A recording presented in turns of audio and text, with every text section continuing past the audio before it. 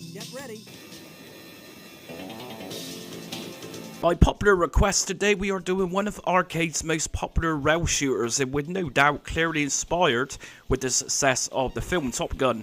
We are looking at Afterburner today. Regardless of the version you played, we had many home conversions, many fairly horrendous. The game itself is a high octane shooter with beautiful scrolling, gameplay and amazing colours used. It ran on the Sega X board, which allowed sprite and surface rotation to be as great as it was. Truly an epic game undoubtedly, and simply a wow factor, which Space Harrier did a couple of years prior to this one. I'll be including Afterburner 2 in this video as pretty much the same game. It is argued that in fact, rather than a sequel, it's pretty much a revision or an updated version of the original game, which has a few extra stages added. So starting from worst to best, here we go.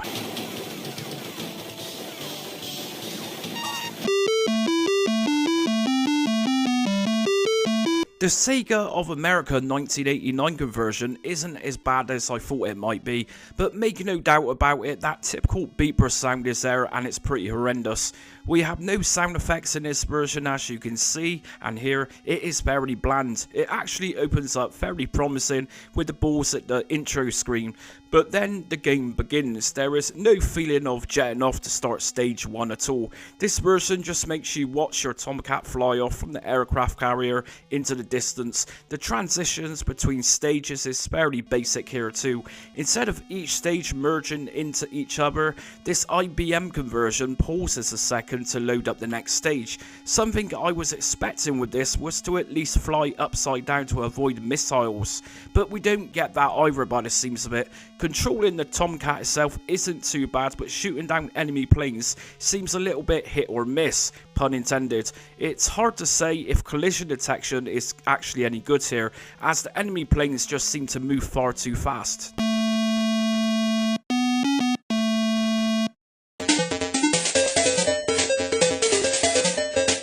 Not particularly much better to play than the IBM DOS conversion, but at least with this MSX port it seems to move a little better in terms of frame rates. Music wise it's irritating, but by far an improvement of the DOS game. Talking about music, it's okay whilst it's sounding like it's not struggling to output the sound.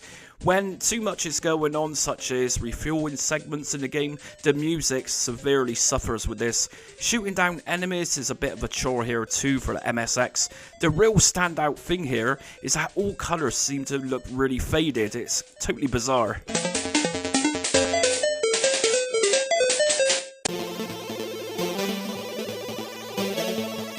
For the Commodore 64 we had two releases of Afterburner, one for the European market and one for the United States. This is the European version, and yes, it really is as bad as it looks. The stages feel like an eternity to get through. There is no continuity between stages and its transitions. This is using a disc version, and between stages this can be around 10 seconds to load the next parts in. It feels soulless, lifeless, and Activision should have condemned it rather than publish it. This truly is a boring game to play, where the only thing acceptable seems to be the music, in which we can enable or disable it or use sound effects instead, or vice versa. Collision detection is pretty much non-existent here. Enemy sprites including the players are a mess. At times, enemy missiles almost looks like tiles, a little like something from a Sega Master System game. Considering the Commodore 64 conversion of Space Harrier wasn't actually that bad, how the hell did this version of Afterburner go so wrong?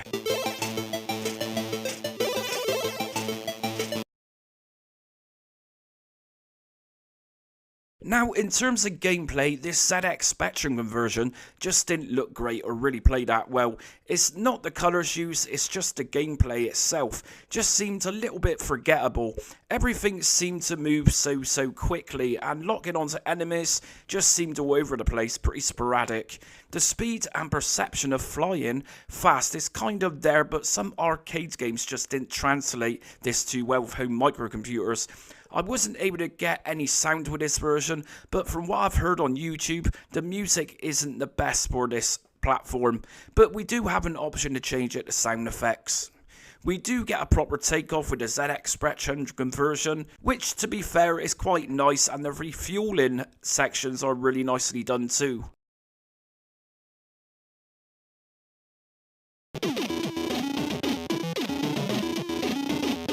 Was this conversion by Activision releasing back in 1988 going to be a good version? It opens up just like the arcade game, and to my disappointment this was actually shockingly bad. We can have music and sound effects here, but whenever shooting missiles, the sound effects truly disables the music, and just seems like the ST could not handle doing both at once. The truly awful thing with this version is how badly it lags in controlling the Tomcat itself. I honestly thought there was something wrong with my controller, but after watching other videos, it soon became apparent that this was how the game was programmed. It likely is one of the worst ST games I've ever reviewed in this series. If it was smoother and didn't suffer from intense frame drops, I could comment on collision detection, but collision detection in shooting down enemy planes just seemed obsolete with this version. This only ranked here because apart from how bad these conversions have been so far in this video, at least this ST conversion looks a little like the arcade game.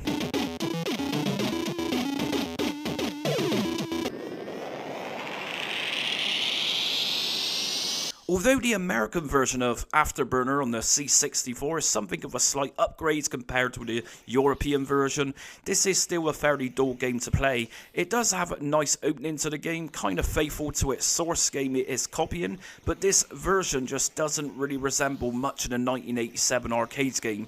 It just feels like a generic Commodore 64 rail shooter. In fact, if I didn't know better, I wouldn't have thought this was Afterburner. It does scroll fairly smoothly and the sprites are cleared up with better visuals than the European version had at the time, but all in all, not particularly a great game, but certainly not the worst in this list.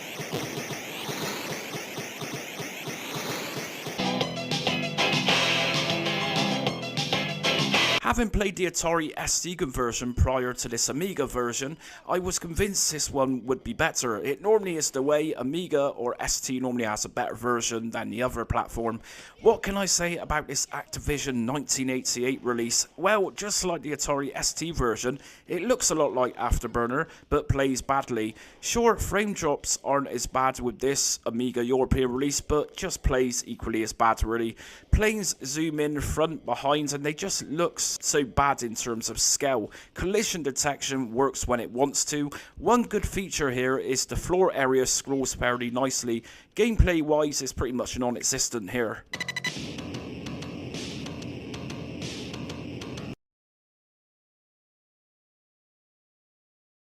I was pleasantly surprised by the Amstrad CPC conversion of Afterburner. This was a fairly good 8-bit computer conversion. Of course, things are missing such as music, and yes, it has a small screen too, but everything is here, and this version even merges from stage to stage, with the exception of briefly loading for the next block of stages.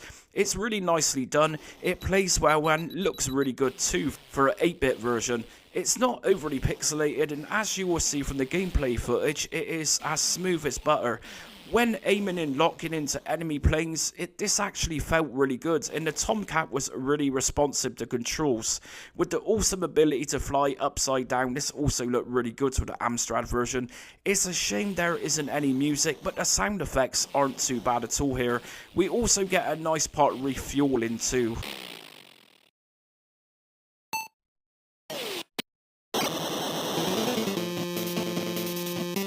Afterburner for the NES is definitely a challenging version. I did find it a little hard to avoid missiles being launched at me here. Controls on this version aren't wonderful but playable to an extent. The ground area isn't anything too special here like the versions to come in this video. All in all, not bad, just nothing really memorable here. Something that stands out with this 1989 Tengen release is the miniaturized look. Everything just seems much smaller, such as the sprites. This conversion also comes with a fair amount of sprite flickering too. There is no HUD here either, so we cannot see how many missiles we have remaining whilst playing.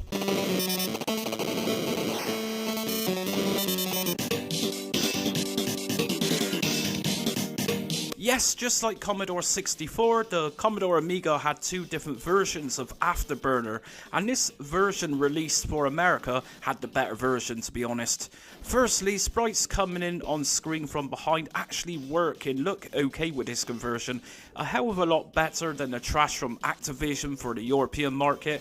Sega published this in 1989, and yeah, so much better, and at this point I am thinking we are getting there with finding the best versions of this game.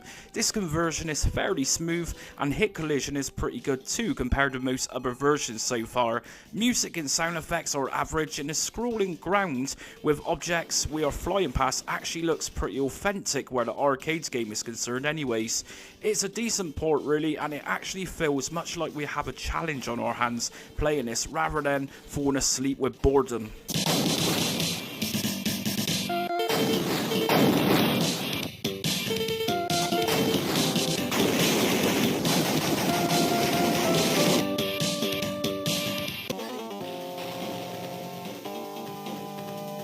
Afterburner 2 for the Sega Mega Drive is fairly nice to control, but this comes with some problems.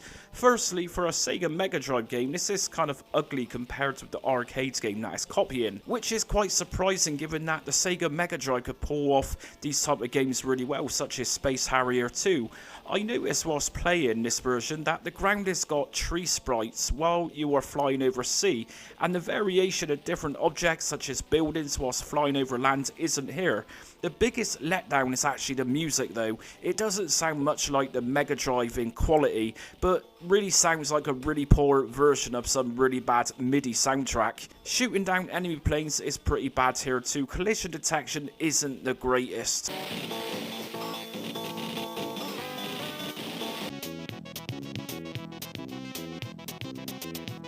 At this point, my head is now moving left and right and upside down and turning with the Tomcat every way possible as I dodge enemy fire, which means we are definitely on track now of getting some real decent arcade conversion action. The 1988 Sega conversion is pretty damn spectacular given its 8-bit hardware the coders were working with. Yes, it is a little laggy, but come on, this is a Sega Master System, and to attempt such an advanced game on this system is very ambitious to say the least. The awesome thing with Afterburner here is that if you happen to have an FM unit, you could have played this with enhanced sounds rather than Master System's default sounds. So this can produce some very nice audio sounds, providing you have that FM unit, which is also going to give you voice synth too. This is a challenging version, but a great one. The floor scrolls nicely as we pass spars, and shooting down enemies here is pretty nice too. A nice use of color palette here. This is a nice and bright game. Yes, Sega Master System owners certainly would have loved this port back in the day. Likely one of the Sega Master System's best arcade ports around. Get ready.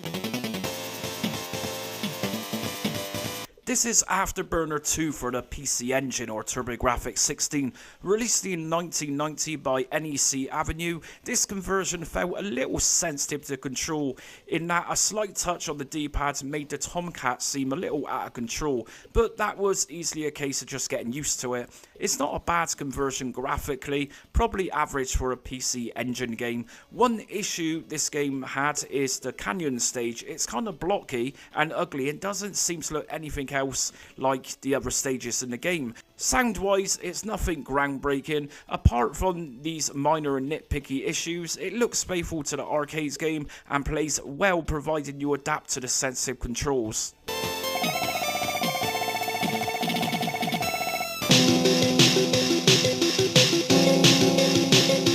The Game Boy Advance had a port of Afterburner in the Sega Arcade Gallery, which comprised of a few classic arcade games. This one is difficult for sure. By this point, the Game Boy Advance being a 32-bit portable, to port over Afterburner, which at this point would have been 20 years old, was likely an easy task as technology had come a long way by this point. This is a superb portable release for sure, but must be nitpicky here at this point, and really my only criticism would be the pixelated sprites. But really, this is being really nitpicky because at some point as we start getting into the better conversions, nitpicking is obviously the way to go. Get ready. The powerhouse of a machine, which is the Sharp X68000, had a release of Afterburner 2 by Dempa back in 1989. I actually played this version with a mouse, and the game looked and played really well. One thing that I wasn't blown away with was the missile trails, the smoke trails that is, as you unleash them into the night stages. Oddly enough, as we take a look at the smoke itself, it kind of looks dotted. Again, this is a case of really extreme nitpicking. Everything else here is pretty much great, including the music and gameplay itself.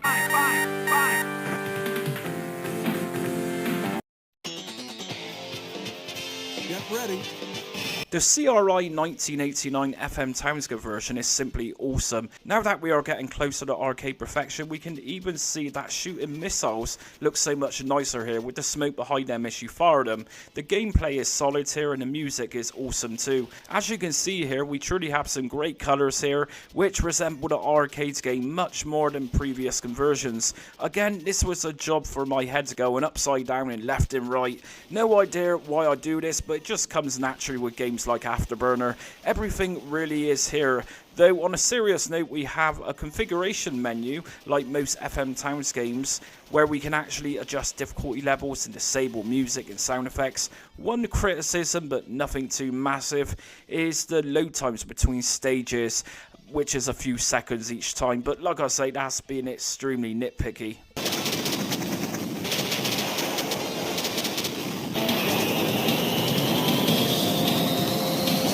This 1995 Sega 32X release, named as Afterburner Complete, is just pure awesome.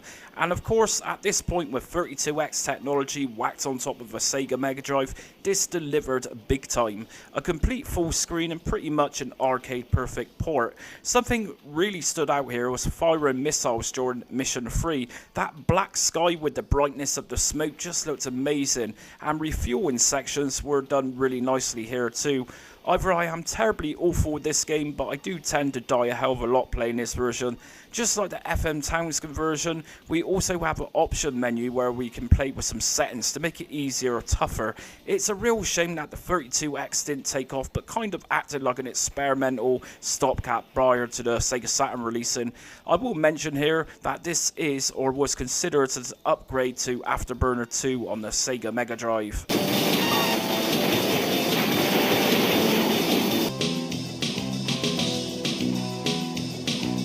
And in first place, I chose the Sega Saturn's conversion. So just like the Game Boy Advance, the Sega Saturn had a compilation in 1996 known as the Sega Ages Volume 2. And this includes a version of Afterburner 2. Easily the next best thing you'll get to the arcade classic, from everything from almost identical colours used, perfect ground sprites and objects to control in the Tomcat itself. This is likely the creme de la creme of Afterburner home conversions, clearly a passion of Sega to produce one of its classic IPs to perfection for the Sega Saturn. And that's it for my ranking of Afterburner home conversions. So like I said at the beginning of the video, people relentlessly asked for this video. So which version do you think deserved to be in top place? Do you agree with my Sega Saturn pick? And more importantly, which version was you disappointed with back in the day? Or was you lucky enough to have a better version? Anyways, thanks for watching.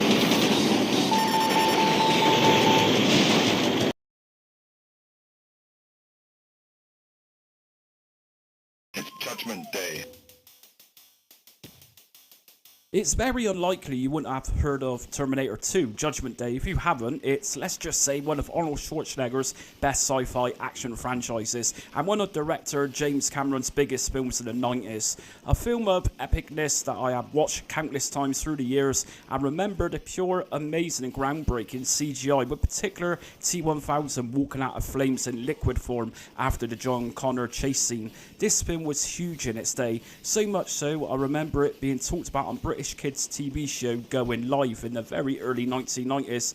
Odds that a film with a 15 age rating was talked about on the kids Saturday morning programme, but it happened. Anyways, we have two different versions of this game. We have the platform game, which pretty much goes by the name of Judgment Day, and we have this highly successful arcade light gun 1991 shooter by Midway. I remember this well in the arcade, and damn, those guns mounted onto the machine looked really awesome. Anyways, we are starting with the worst conversion and ranking the overall best out of the bunch. In true Arnie style, hasta la vista, baby.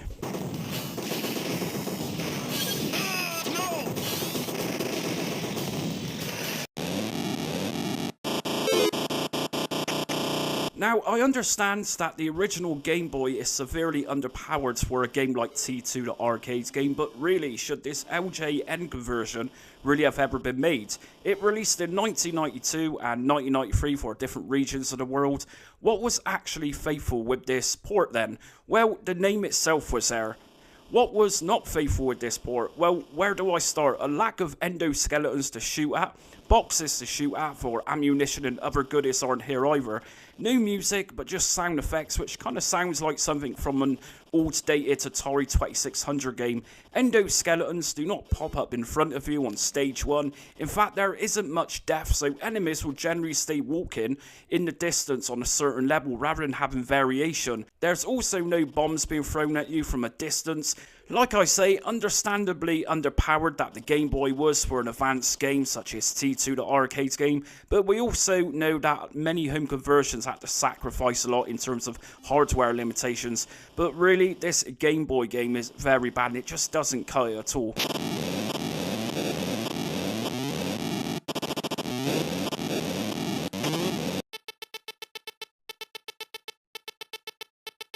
After playing the Game Boy conversion first, I wasn't optimistic that another portable 8-bit console could actually cut it, but this early 1994 Arena release certainly did. This port even has parallax scrolling. Out of both portable releases for T2 the arcade game, this was one that did it all, rather than that pitiful Game Boy port which took it all away. Firstly, we have music and sound effects with the ability to disable either. Enemies walk on different planes of the game field rather than just one. They even walk towards you from the distance, which actually looks impressive here. Ammunition can be shot at in boxes just like the arcade game. Enemy missiles and anything else that they throw at you looks impressive for a Game Gear game too. I mean, really, for a portable 1990 system, producing an advanced game like T2 the arcade game and pulling it off so well was quite an achievement in its own right. I will note it does suffer from frame drops every now and again, but still it's playable and very faithful to the arcade game.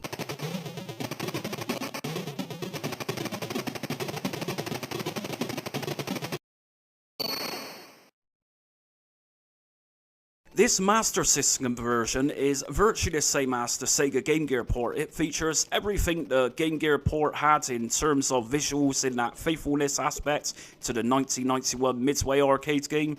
Of course, the only difference here is that we can play this on a full screen rather than being restricted to a portable screen. Strangely enough, the Master System did not support the light phaser gun for that more authentic arcade feel, and it didn't have an option for a two-player game either. Like I say, this 1993 release is virtually identical to the Sega Game Gears, just on a bigger screen.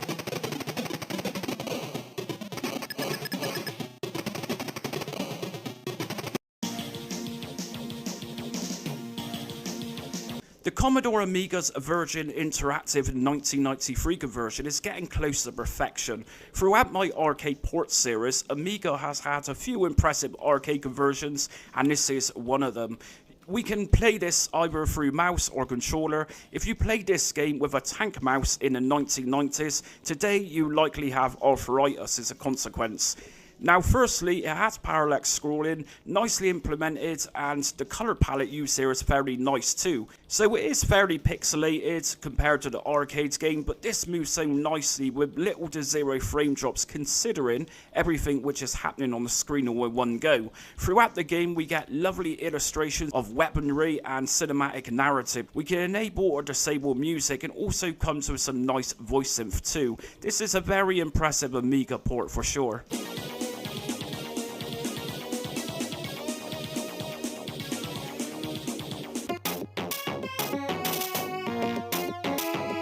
It's not often I rank an IBM PC compatible game so high up in my arcade conversions videos, because most were pretty bad if I'm honest, but by the 90s PC gaming was getting somewhere, and this could be seen here with this Virgin Games 1993 release. The first thing you'll notice with this port is the incredible quality of music and sound effects, very closely matching the arcade game.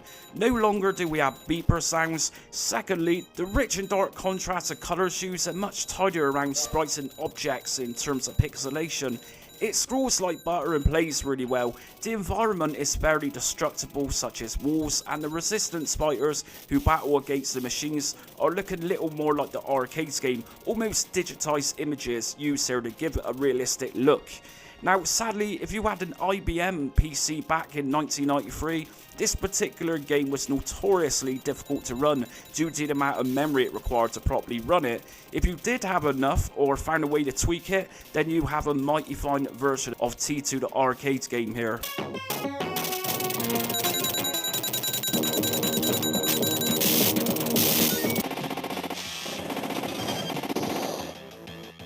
Next up, this is a fairly late release for the Super Nintendo or Super Famicom. LJN released this back in 1994. We can play this conversion with a controller, a mouse, or the Nintendo Super Scope. The issue many found with this game was that by using the Super Scope, it would cause the screen to go pinky purple in colours, which was clearly not looked at or fixed before releasing it. If you happen to have a mouse from, say, the Super Mario Paint package, this port works really well with it. The Super Nintendo game can be played 2 players simultaneously. It looks nice enough, and without a doubt, the sprites used here look fairly authentic to the arcade game. It does play really well, but the next conversion is much better than this for those who also enjoy using a light gun.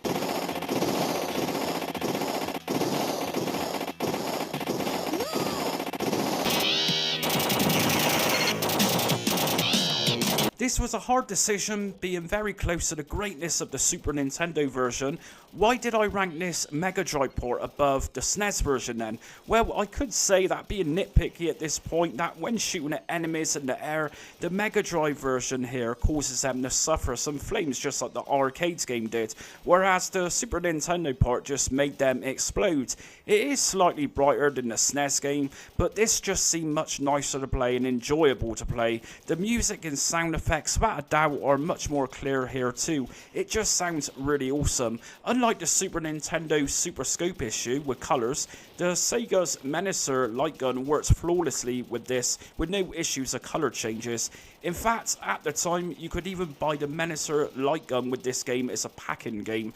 And that's it for today's ranking the T2 arcade port. So many of you have been asking for this one, and I'm always happy to take on new requests, but just bear in mind I've got a massive list of these arcade ports to go through. So which one would you have put in first place today? Did you agree with Mega Drive being in first place, or do you actually think the Super Nintendo deserved top spot here?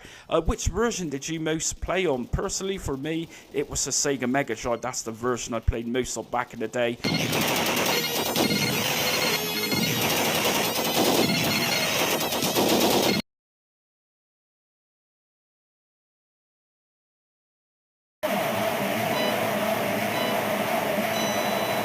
Super Hang-On is to arcade and motorbike racing as Outrun is to car racing. A truly old school classic that many of you played back in the day either on the ZX Spectrum or more than likely on the Sega Mega Drive. This sequel to Hang-On released for arcades back in 1987 from Sega. It went on to become their best-selling arcade games of the 1980s era. The game is fairly generic in terms of aims. Race against other racers at high speed and make it through checkpoints on time in order to progress further into the game. The game itself is broken up into difficulty levels, and some of these are very tough to play. The arcade machine itself had a couple of different designs, a sit-down affair with handlebars as well as an upright version too. And of course it was very unlikely you would have had handlebars for controllers for your home conversion back in the day, so many of us had to settle for either a mouse, joystick or a joypad. Anyways, as always, we are going from the very worst home conversions and progressing to what qualifies as the overall best conversion of Super Hang-On.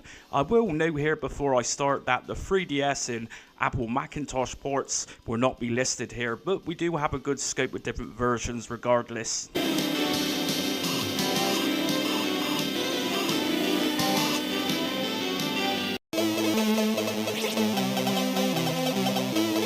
this is not as bad as Ocean's Chase HQ conversion, but this one is very close to it.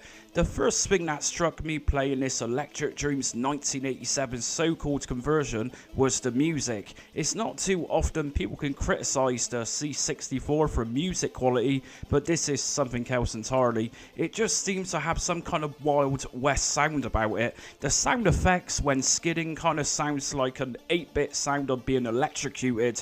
So that aside, what else makes this port so awful? Well, look at the sprites, just so unnecessarily ugly and over pixelated. Steering to avoid incoming bikes just seems impossible with this too. Another ugly feature is that the racetrack as well as the outside plane is one colour, which was very strange. As I went on to the second part of the race, the track and outside changed to a funky green colour, and suddenly the speed or centre speed just went all together, and this is the point where I thought of Chase HQ. Even the distant buildings are ugly here. This is one awful conversion.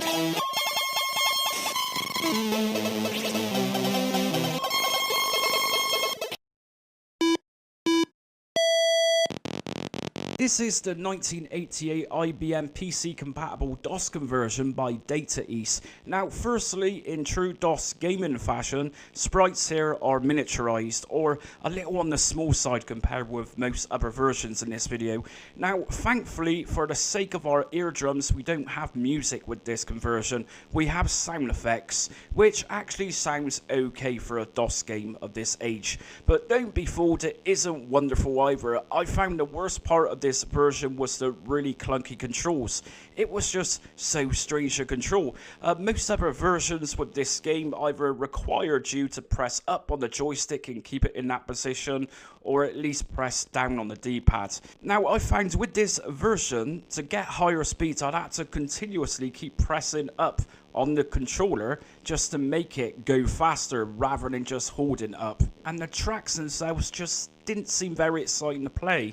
We have no checkpoint stands here for some unknown reason, and just like the shoddy Commodore 64 port, we don't even have that awesome fading sequence to start the game with.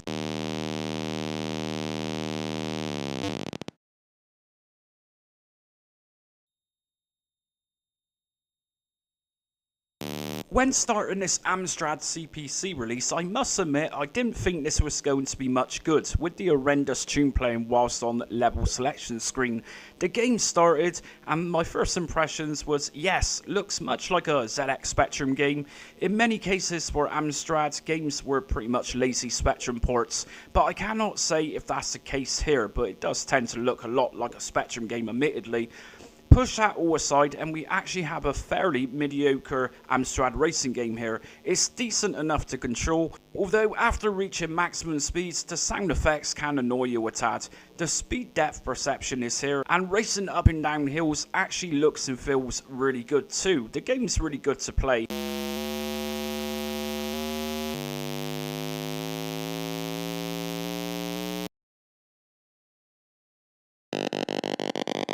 So you can now see what I'm saying. The Amstrad game looks much like this ZX Spectrum version, but the Spectrum looks much better for it and plays a hell of a lot better too, in my opinion. Firstly, and most notably, my motorbike felt like it had some weight to it when turning corners. Really nice use of code here to give it that feel when using the joystick.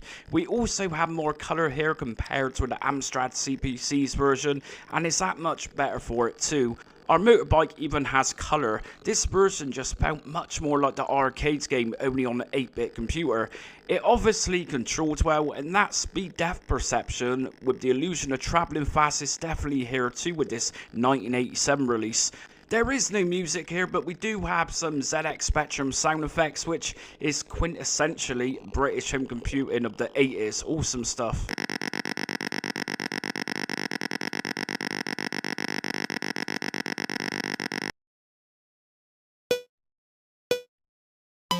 The Atari ST actually had a fairly good home conversion of the game when it released back in 1988.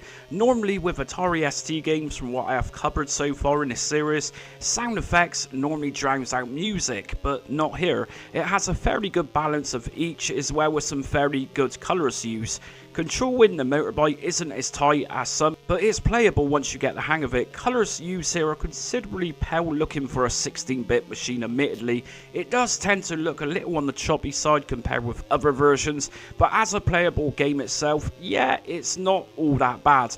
It's most certainly not the best Atari ST racing game of all time, but it's average, I guess. Not really memorable for anything groundbreaking, but I am sure kids would have had a fair good time with this version. Sizes of motorbikes aren't as big as the arcade original, but sacrifices need to be made in order for arcade conversions to happen on home systems like this.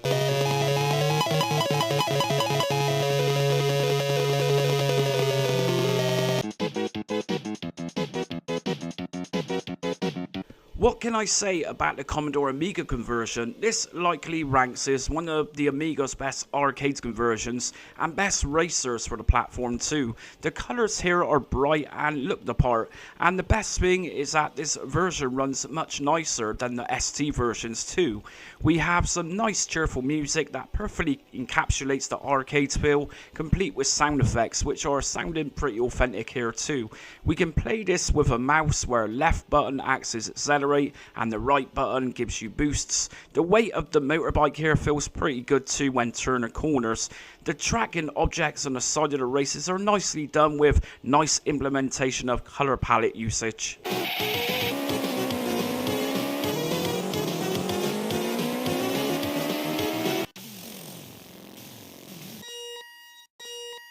Now, for many years, I thought that the Sega Mega Drive game was probably the best version, and it was likely until a certain point in time. Without a doubt, this was a solid conversion in its day. It plays well, looks great, and looks as good as a 16-bit console could possibly get in terms of racing games with such high speeds used. You could own this as a standalone copy, or it came with one of the free games on the Mega Games 1 cartridge. I personally played it via Mega Games originally. The game holds up to date and is still very playable, but we still need to be objective here and worm out the best version of Super Hang-On. And to be fair to this video, the Mega Drive version features less scenery than the arcade game itself and can drop in frame rate too when too many objects are on the screen at once. We'll also add here that the arcade game featured 8 racers at the start of the race, but the Sega Mega Drive version actually featured 6.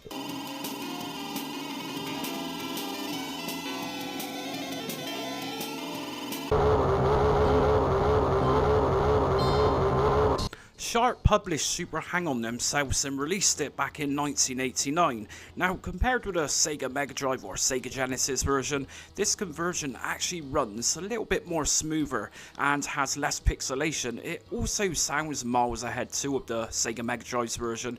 If you were located in the west of the world in the late 1980s, it is unlikely that you would have played this version or even known about its existence, as the Sharp X68000 was actually a Japanese computer.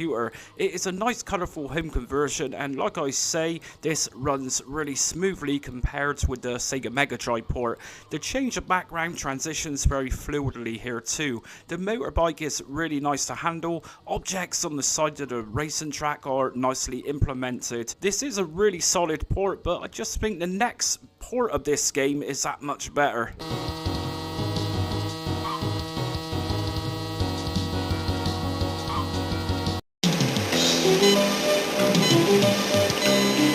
Now, call me insane, likely some people will criticise this and attempt to plaster the video where I am utterly wrong, blah blah blah, but you know what, being unconventional and giving a different verdict is refreshing for many. Super Hang-On featured on the Sega Arcade Gallery 4 game cartridge back in 2003. Just like the other ports on this cartridge, this was an exceptional portable game. Some of you might wonder why I ranked this above the Sharp's conversion.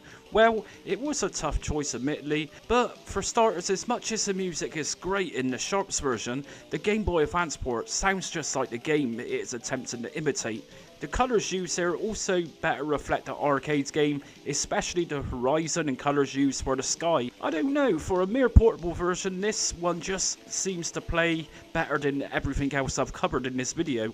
Sure, it is slightly pixelated compared with the Sharps version. It just feels and looks more like the arcade game all round, and certainly is nice to control too, with some really nice added weight to the motorbike when you're turning left or right. And it's also really faithful in terms of speed and how it moves. It's just a really awesome conversion for the Game Boy Advance. And that's it for today's ranking the Super Hang-On port. So which version did you grow up with? Which did you play back in the day? Are you like me and played the Sega Mega Drive version on Mega Games? Or was you very unfortunate to have that poor, really awful C64 conversion?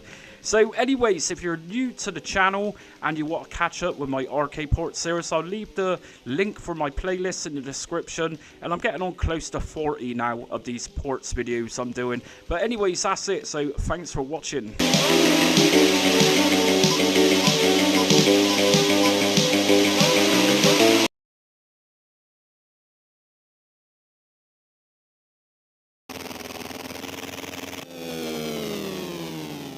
1942 is a classic 1984 vertical scrolling shooter released by Capcom. It is loosely based around the World War II Battle of Midway. The aim of the game is to shoot down enemy planes and ultimately to reach Tokyo. It is the first game in the series which led to many sequels that have all been largely successful. The game itself was presented in a centralized vertical aspect ratio rather than full screen. It used Capcom Z80 arcade system hardware and was the first Capcom game designed with a Western audience in mind. This is why in the game we have an American Lockheed P-38 fighter plane, or more commonly known as the Super Ace. This is where Capcom wanted to begin dominating the Western arcade market, and dominated it eventually did, with 1942 just being one of the first sensational Capcom arcade hits. So today we are taking a look at the worst of the best home conversions of 1942, and as always, if I missed a port, which is likely as 1942 has been on many collection packages over the years, I truly do apologise. Anyways, let's fire up the P-38.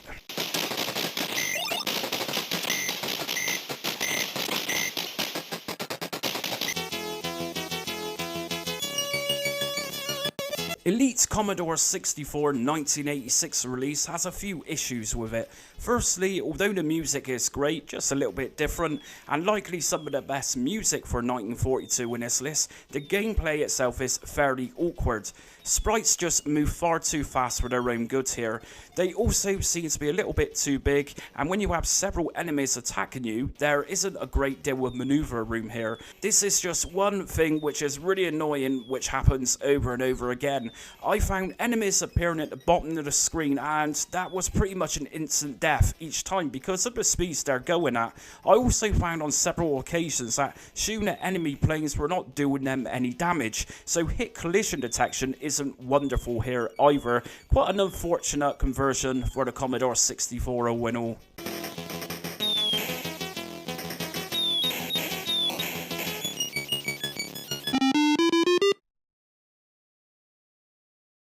Although not one of the best shoot-'em-up games on the ZX Spectrum, this version has at least playability. It scrolls well, and hit collision detection is pretty good here too. Yes, it is fairly basic in colours, but I would rather be playing this than the previous version, the Commodore 64 version, where shooting down enemy planes did them no damage. There is no music here, but we do have the amazing ZX Spectrum bubbly sounds for sound effects, which if you're a Spectrum fan, you will know that amazing bubbly sound that I mean.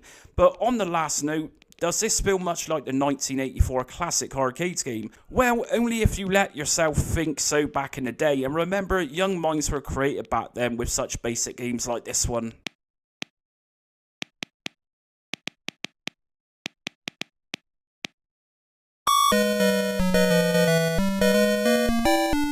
This Sharp X1 1987 conversion by AC Corporation certainly has the music of the real thing, undoubtedly, as well as the sound effects, but sadly, that is all I can say possibly about this conversion.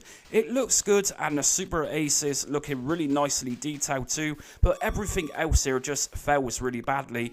It's way too sluggish to play from the get-go, and frame drops are so bad here that it kind of makes the game a little unplayable. But in its defense, the Sharp X1 is a 1982 computer, so to have a game looking this good on a 1982 computer is pretty amazing, really.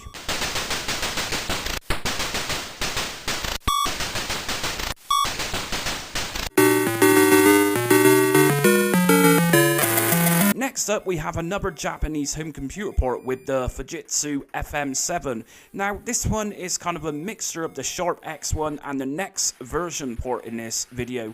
One noticeable thing here is that the screen can get so overwhelmed with enemy planes that it becomes very challenging at times to keep up. It does drop in frame rates, but nowhere near as badly as the X1's port. It's undeniable, it looks good for a game running on a 1982 computer, but really, if the coder calms down the number of sprites being on screen at once, this one could have been a really awesome home conversion when it released back in 1987. I will also note here that just like the other Japanese home conversions, the sound quality here is really outstanding.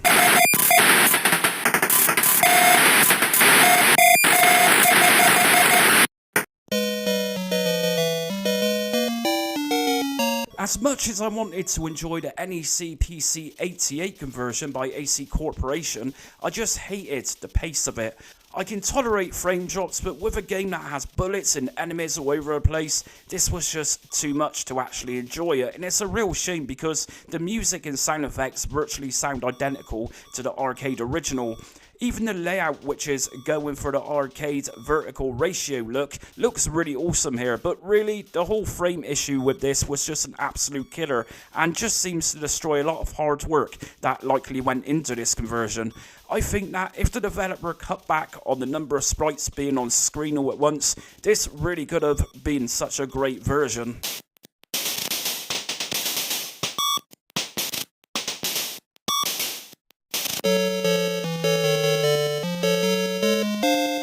Now, surprisingly, the MSX 1986 conversion by AC Corporation is a really fun shoot 'em up. Sure, this is an MSX game and it doesn't scroll so well, but the sprites and how quickly they move around on screen really do that justice and certainly make up for it.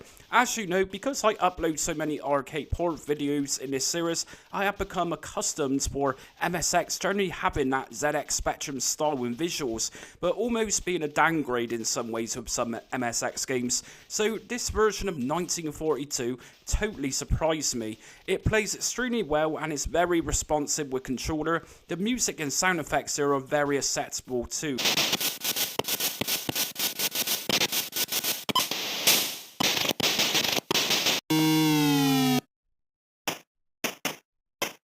The Amstrad CPC conversion is actually not that bad at all. It's going for the box gameplay look, just like the Spectrum's version, but this plays much nicer, and it looks like we're truly flying with the scenery below looking much better here.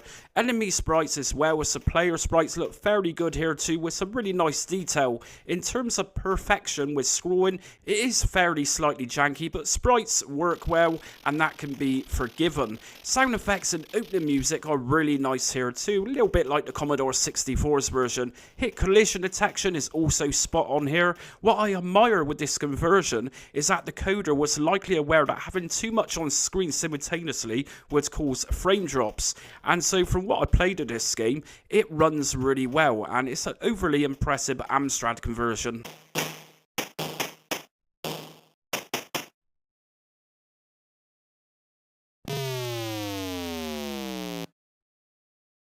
I haven't played much of the Nintendo Entertainment System's version in 1942 before, but can say it could have been much better for reasons that others also had so far in this video. Firstly, this conversion has frame drop issues, and it does get a tad worse when too much is happening all at once. It's normally a case of sprite flicker with NES games when too much is going on, but this one didn't necessarily just have that. It looks good on playback, but when playing it just didn't seem too wonderful if I'm honest.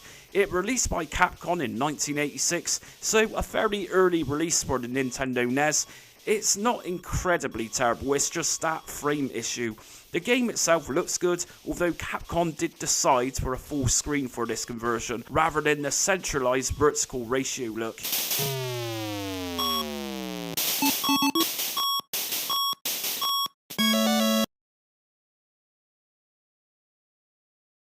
The Game Boy Color had its own conversion in 1942, which released by Capcom back in 2001. The nice thing is with this version is having the option to change difficulty levels of the game, as well as enabling or disabling music or sound effects. I chose to have music and sound effects both enabled for this.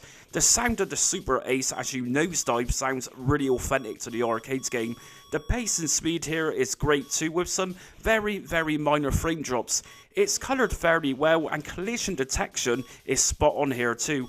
Enemy planes are nicely detailed. I should imagine back in 2001, original fans of the arcade game would have been over the moon with this Game Boy Color port.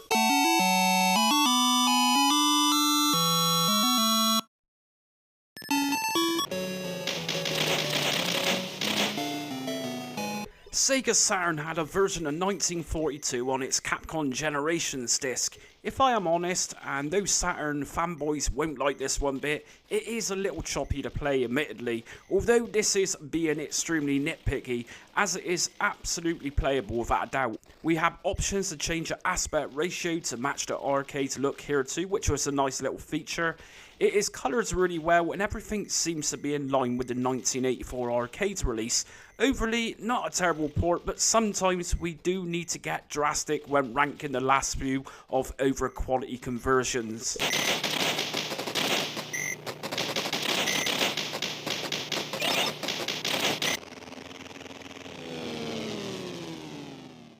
Just like Sega Saturn, the Sony PlayStation also had Capcom Generations, and this port was on the Wings of Destiny disc. It is very similar to the Sega Saturn's version, only this one, in my opinion, just plays a little more fluid, but it does tend to feel a little bit laggy, and just remember we are talking a tiny, weeny little bit laggy. Not at all does it look or play like the Fujitsu's FM7 conversion. This is a good solid conversion nevertheless, and just like the Saturn version, it is pretty much like the arcade game, just not as fluid in terms of scrolling.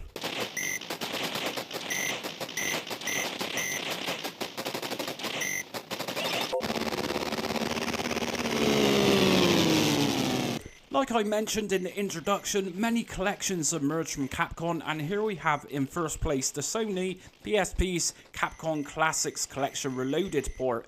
Like Sega Saturn and the PlayStation's version, we have options here too, but a couple of extras added in addition. Screen type and screen size are two options where we can make things look like the arcade version itself, or we can go for a more console-like look. I experienced zero lag here and was extremely fluid and very responsive to play. It looks sharp and shows very little pixelation. Perhaps this was to do with some type of filter that the developers put on this version, who knows. Now just remember the PSP could also be connected to a TV to achieve a full screen, although most would prefer it being portable. The option was there with a video output cable, so a double whammy.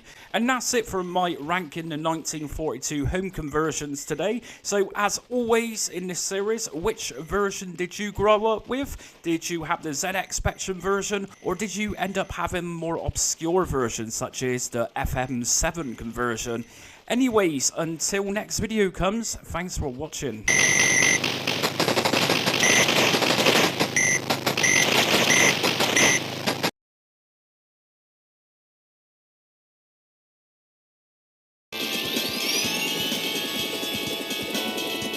For a little while now, subscribers have been asking for an arcade ports video for the game Thunderblade. Now, anybody who knows how this game controls will likely know why the gameplay footage in this video will be fairly awful. Thunderblade is a game originally with some technical genius behind it. It released in December of 1987, just 4 months after the release of Afterburner, which I've also covered. If the arcade audience were blown away by Afterburner, then Thunderblade took that style to the next level and added two perspectives of gameplay rather than just one.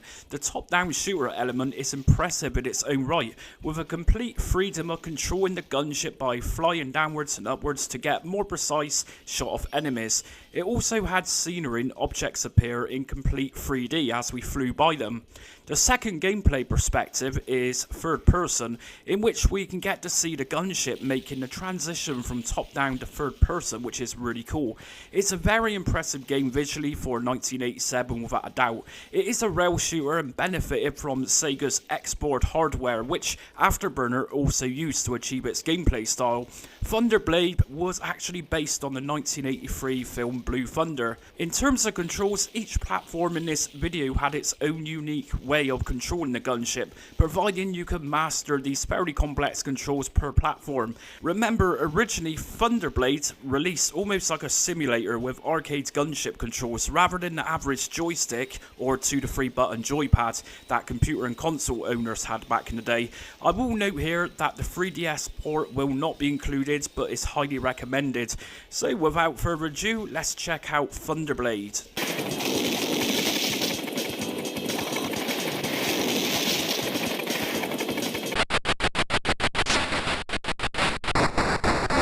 Perhaps the slowest version or least fluid in terms of scrolling goes to the Amstrad's 1988 US Gold release. Granted, provided you had a colour Amstrad monitor back in the day and not a green monochrome monitor, you would have been likely chuffed with how this looks visually. It's very colourful and the 3D look of scenery looks pretty good here too.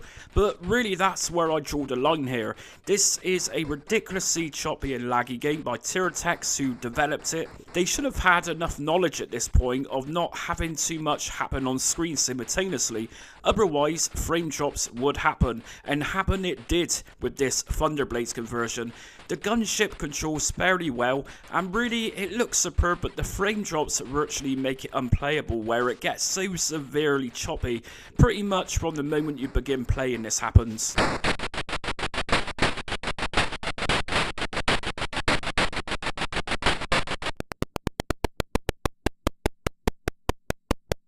Although the MSX conversion is monochrome and yes it suffers with frame rates, it certainly is a little easier to play than the Amstrad CPC's conversion. Remarkably, just like the next version of this game in the video, the MSX manages to pull off everything extraordinarily well, with fairly basic hardware that is. It controls fairly well and also remains fairly faithful to what it's attempting to achieve, which is obviously the arcade game. It's worth a play if you've not tried this version on the MSX. It's definitely a technical achievement regardless of its slow frame rates.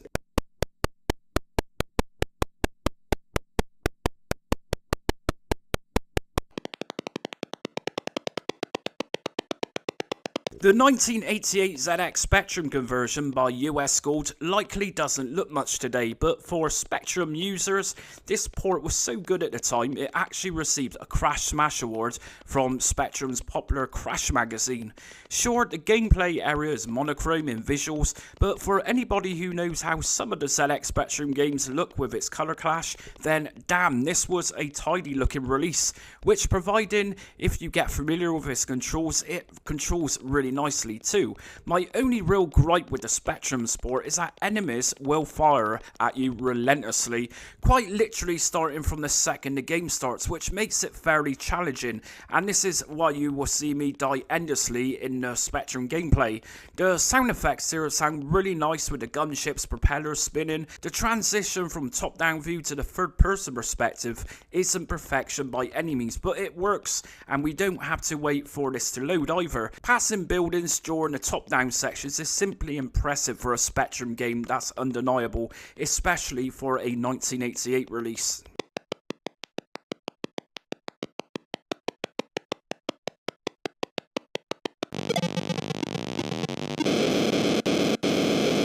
Firstly, the sound for the IBM PC compatible conversion is as can be expected for a DOS game of this era. Not good at all particularly. This 1989 release by Mindscape is fairly playable.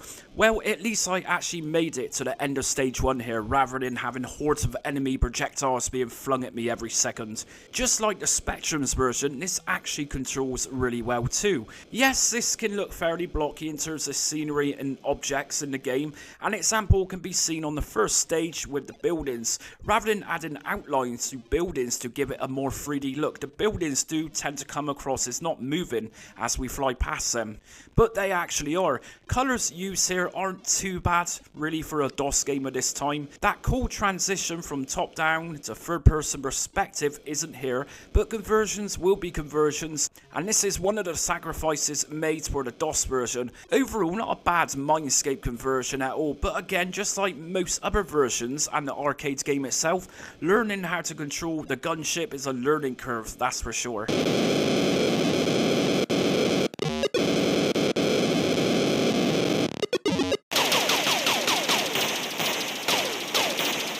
The Atari ST reaches the point where colours are beginning to look much more like the arcade game, and of course that's going to be obvious as the ST is a 16-bit computer. Sadly for Atari ST users, although the game looks great visually and totally has the arcade look about it, its main issue here is with the frame drops, which is very annoying. Otherwise this could have been fairly good.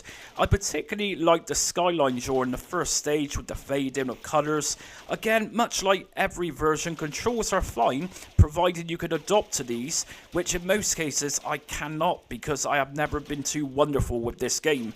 The ST pulls off the 3D effect fairly well. In fact, everything is done well, but the very slow pace is really just too laggy to give this version a higher position in this video.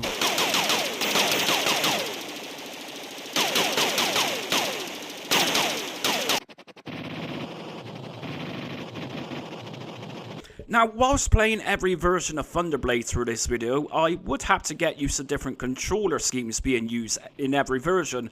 Now, the controller with this Amiga version is nothing more than a nightmare here. I am not sure if it was me or if others also had an issue with this particular version back in the day, but dear lord, I could not even pass the initial top-down stage here. Now, like I say, it is very similar to the Atari ST's version, but this one actually scrolls much smoother and would likely be playable if I had at least a few years to grasp its controller situation. It's extremely unlikely I'll ever return to play this version ever again. Now, I don't get too stressed out with old school difficulty levels, but really this game is just on a completely different level altogether. Now, to be honest, I'm pretty sure this one is a port direct from the Atari ST, although the colours do tend to look slightly better with the Amiga version.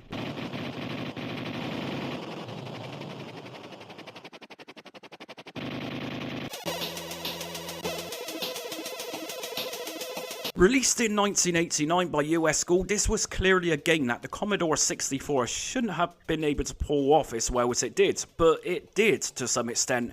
It's not the most visually attractive C64 game out there, but everything here remains fairly faithful to the arcade game, and that's undeniable there. I really wasn't expecting much for the C64's conversion, and that's likely because in most of my arcade ports videos, the Commodore 64 generally had the superior sounds with abysmal visuals.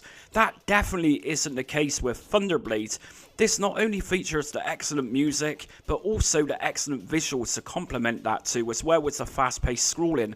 The Commodore 64 was relatively slow for pulling off 3D style games, Castle Master for example, but this one actually nailed it. Although, just like the arcades game, this is tough without a doubt. It just does everything right here though, and even feels good to control, offering the player the same freedoms of movement for the gunship as the arcade game itself. It's a sad day when a mere 8-bit microcomputer can play better than its updated 16-bit brother.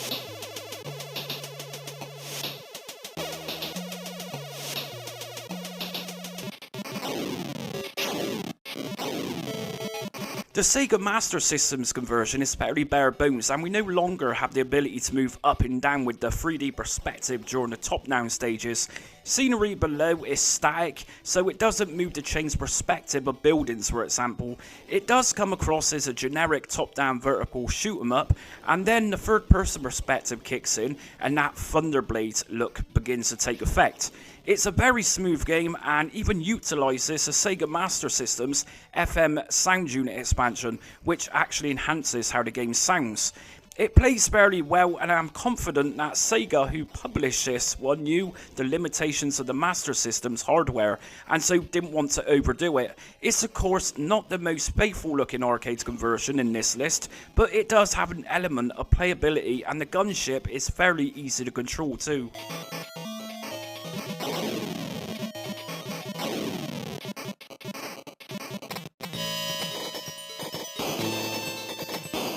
Although there is some sacrifices with the PC Engine's 1990 NEC Avenue release, the game is just much simpler to control than most versions here, much like the Sega Master System's port. Although most conversions in my opinion had faithful controls which were just as bizarre and a steep learning curve to master just an arcade game, the controller scheme with this version was just much more simplified and user friendly. Yes, still tricky, but much easier than the previous versions minus the Master System's port.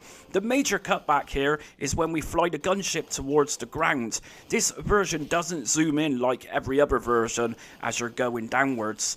It is a culture shock at this point of recording because I got so used to this, but having said that, it just seems much easier to play than most other versions. If you love Thunderblade, much like myself, but cannot stand the controls used, then this is definitely the version to go for. The second sequence, or rather the third person perspective, is fairly nice here with a nice transition going from top down to third person perspective. Overall, a good and fairly smooth game.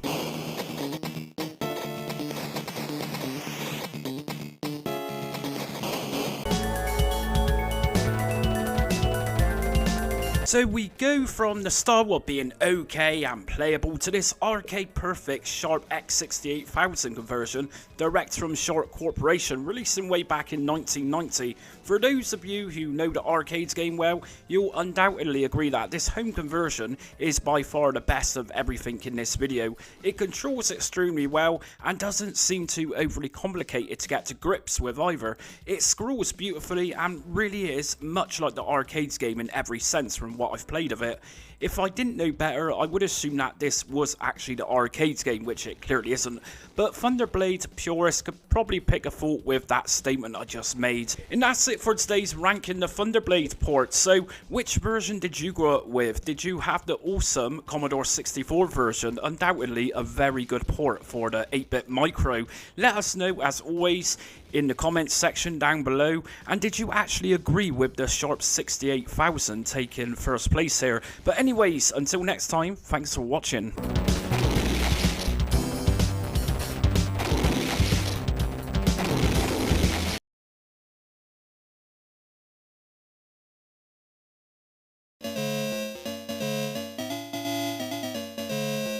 Russian Attack, or Green Berry, which was his European and Japanese name, is a 1985 Konami run-and gun hack-and-slash game. That is one that I once played in the arcade and played it relentlessly on my Commodore 64 back in the day.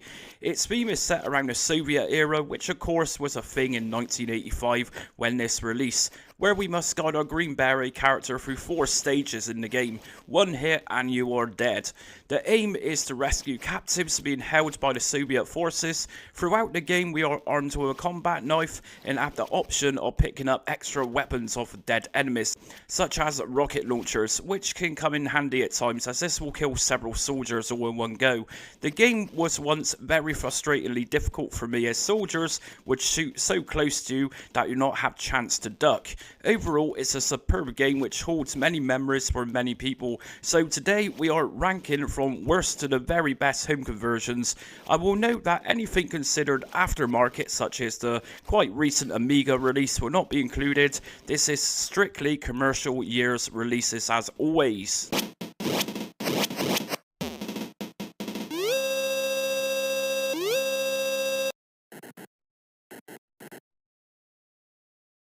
Even for Commodore 16 and Commodore Plus 4 fans, this imagined 1986 port is just utterly shocking.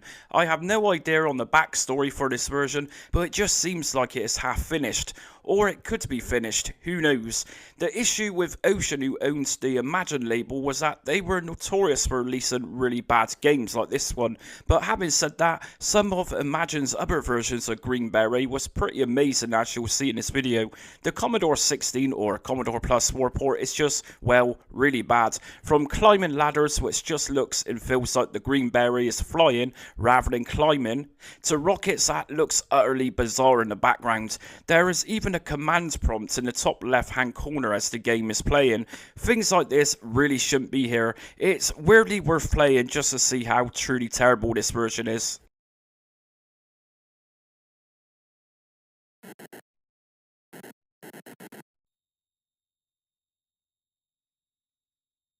For those of you unsure about the Thomson N05 computer, it was a French 8-bit computer which wasn't as popular as Commodore 64 or even the ZX Spectrum here in the UK at least, but it did have its fair share of arcade ports and Green Beret was one of them.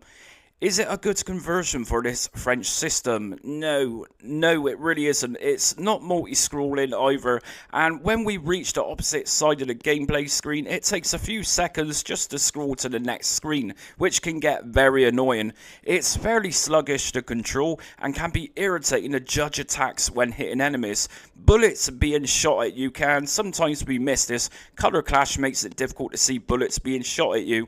After dying, we respawn on the same screen rather than going to the checkpoint like most versions. As good as this sounds, you are often respawned and killed instantly by enemies who happens to be running in the same area. It's not a good port and doesn't even include the iconic drum roll music.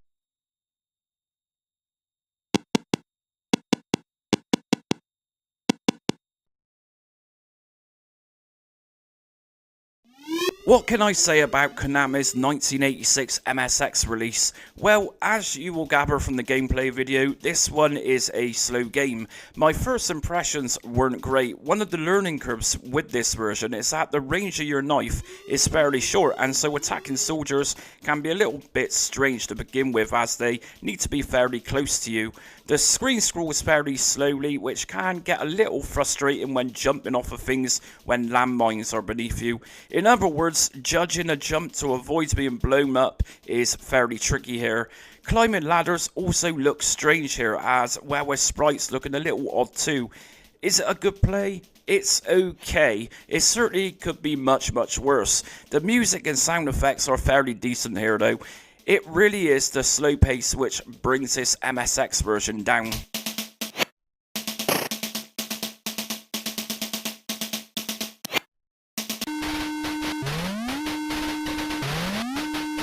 For those of you not in the know with the BBC Micro, this was an early 1980s British computer mainly designed by Acorn Computers for education. But just like any other microcomputer that came and went during this era, we have games too. So is Green Beret good for this classic British 8-bit? Surprisingly, it looks and sounds really well, or rather, this game looks and plays really well for a BBC game.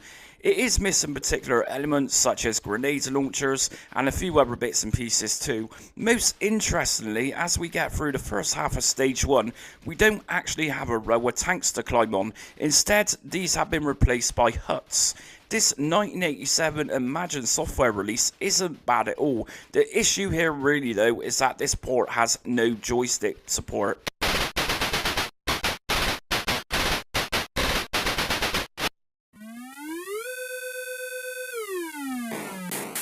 Now, by no means is the Atari 8-bit computer's conversion any good, but considering the terrible versions have already covered at this point, then we will say that this is likely the best of the worst home conversions. It's another situation where enemies need to be extremely close to you in order to attack and kill them. It is missing parts such as grenade launchers. It does look strange in places, but surprisingly, it actually controls really well. It does seem slightly unfinished, as when we are playing, random code flashes on screen from time to time. Like I say, very likely the best version of the worst versions of Green Beret.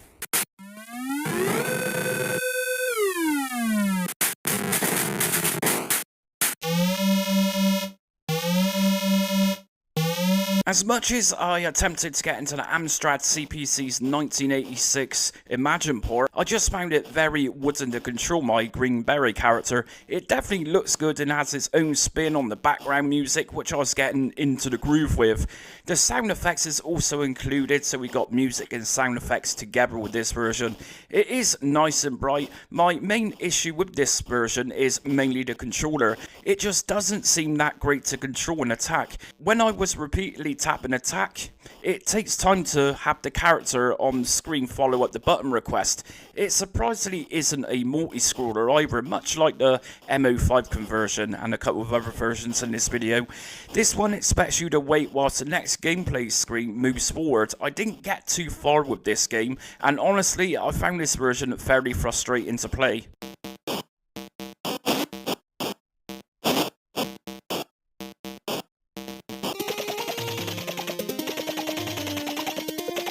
I thought I would chuck in the Famicom Disk Systems conversion here, which is pretty much identical to the next port in this video. I rank this one here as, unlike the next version, this one had very annoying loading times.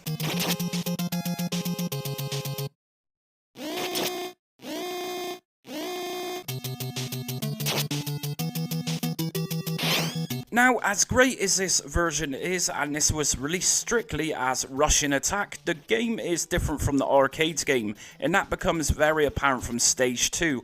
Bizarrely enough, the first stage, although being the same as the arcade game, is actually missing a couple of things here. Firstly, the Nintendo Entertainment System conversion doesn't have the soldier who launches grenades at you once making it to the end of the first part of stage 1.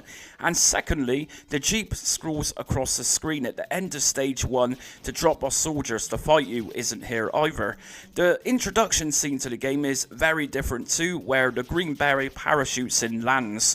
Like I say, as a game it's great and highly polished for sure, but for this video we are after all looking for the next best thing to the arcade game itself, and this conversion by Konami is just too different. It normally is the case with Nintendo NES games in my series when they do crop up.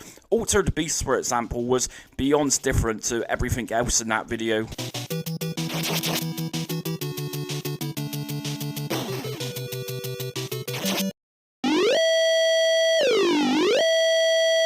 The ZX Spectrum is a damn good conversion. Not only does this one multi-scroll, but controlling the Green Beret is one of the best for the 8-bit microcomputer home conversions. In fact, it fills and responds to button requests just like the original arcade game itself. Absolute perfection in the controlling department, as well as spot collision detection being spot on. We get a proper introduction to each stage where captives are being held. Sound effects are nice here, but there's no music with the ZX Spectrum version. It indeed looks like the MO5's conversion, but don't let that fool you. This is pure Spectrum Gold. For those who played this growing up, you more than likely adored this version. It's also multi-scrolling too, which means no waiting for the next gameplay screen to scroll along. This one is a solid specky port from Imagine, releasing back in 1986, which even includes the hammer and sickle communist logo, which illustrates remaining lives. Very cool stuff.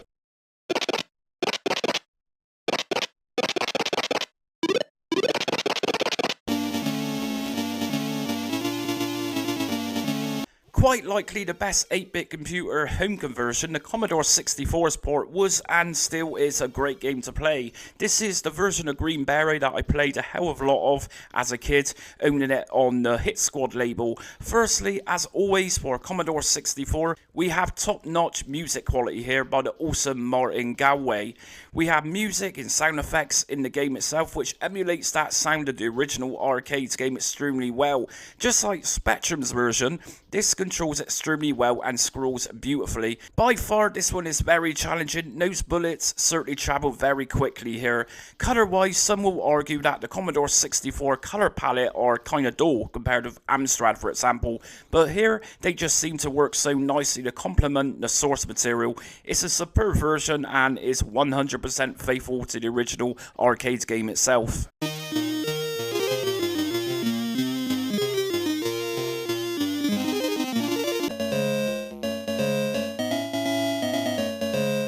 The Game Boy Advance was blessed with an awesome cartridge back in 2002 known as the Konami's Collector Series. It features several classics and Russian Attack is one of them.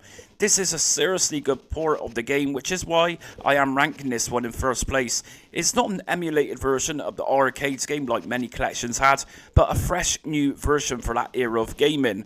It's great to control and extremely smooth and very fluid in gameplay. The music and sound effects are very faithful to the arcades game, but seems to sound a little much fresher here. The sprites here are slightly different to the arcades version, but obviously not overly different where it is totally unrecognisable. Everything is here, including the captive's introduction and all 4 stages. And that's it for ranking the various different home conversions of Green Beret or Russian Attack. Which version did you grow up with? Was you like me and was very impressed with the Commodore 64 version, or did you actually have an MO5 back in the day and played it on there? Let us know in the comments, and as always, thanks for watching.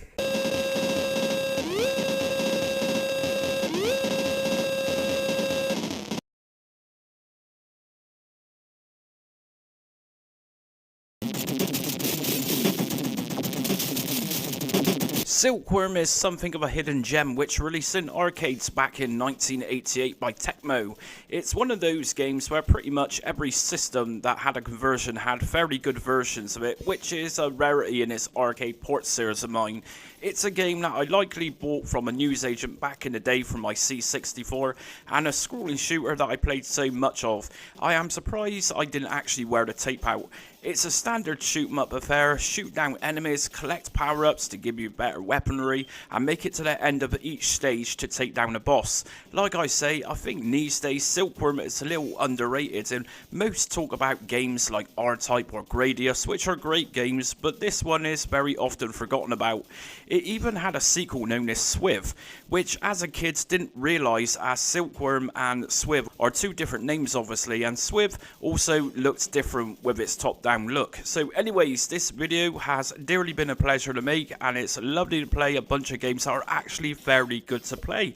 So as always, start from the worst and working our way to the best. Here we go.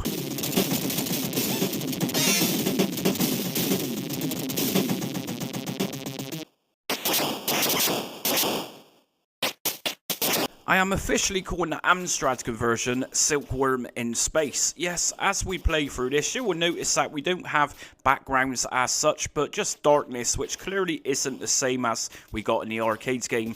This 1989 Sales Club release isn't actually that bad. Sure, it does slow down when too much is happening all at once, but as we know, these poor 8-bit microcomputers could seriously get stressed out when too much was going on at once. Yes, it doesn't really resemble the classic 1988 game in terms of scenery and silky smooth frame rates, but I wasn't actually that unhappy playing this Amstrad version. It's superb for what it is, and frankly, I have seen a hell of a lot worse on the Amstrad during this arcade port series. It is really nice to control with tight hit collision detection, and although enemy aircraft and tanks don't look much like the arcades game either, they are nicely drawn nevertheless. There is no music here, but I was impressed with the sound effects. It sounded fairly good. It also features a 2-player option, as you will see from the Jeep also being in the gameplay video.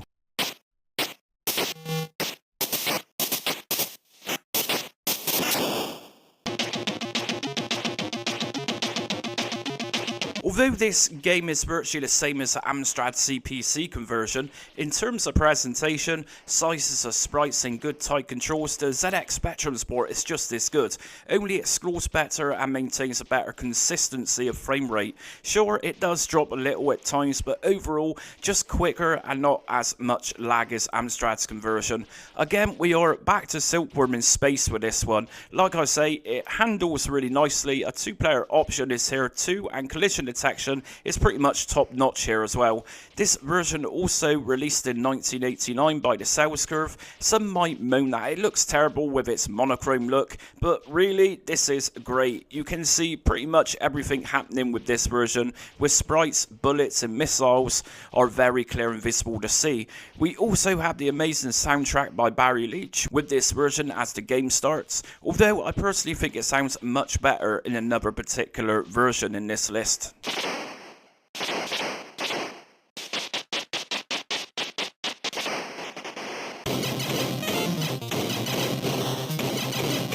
Now, not that there is anything wrong with the Nintendo Entertainment System's version of Silkworm by Sammy, who released this one back in 1990, but as to be expected, we have a fairly standard NES sprite flicker festival here, flickering more than other versions of Silkworm. If you grew up with Nintendo NES, then just like myself, you will find to expect this to be happening in almost all the NES games.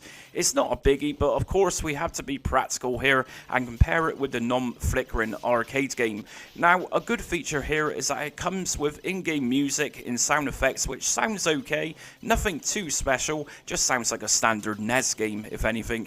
Controller-wise, this is nice and fluid to control. Oddly enough, bosses are slightly different from the usual layout, with different ones compared with everything else in this video. But this is a NES game, and NES games always tend to have their own twist on things. Like I say, a great game nonetheless, but certainly not the most faithful or best versions of Silkworm here in this video.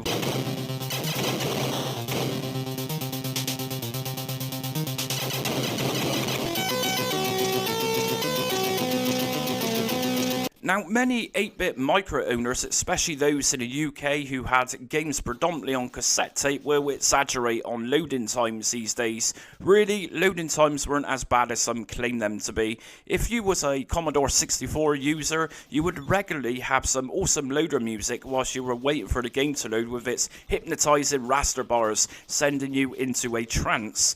This was one of those games where it didn't matter if the game took a few minutes to load. Damn, the music by Beret here, it's one of my absolute favourite loading tunes. It truly is just amazing and has remained in my head since I was a kid pretty much. Does the game match the quality of the music though? Damn right it does. Although the Spectrum and Amstrad conversions were great, they were a little on the easy side. The Commodore 64 offered more of a challenge, and as you will see in the gameplay, much more resembles the arcade game than the other two 8-bit computer ports here. One of my favourite shooters on the Commie growing up, right next to Catalypse. It is great to control, offers 2-player, and we have a much bigger gameplay screen to play with here. Everything just looks more spacious, and to my knowledge, there is no frame rate issues here either.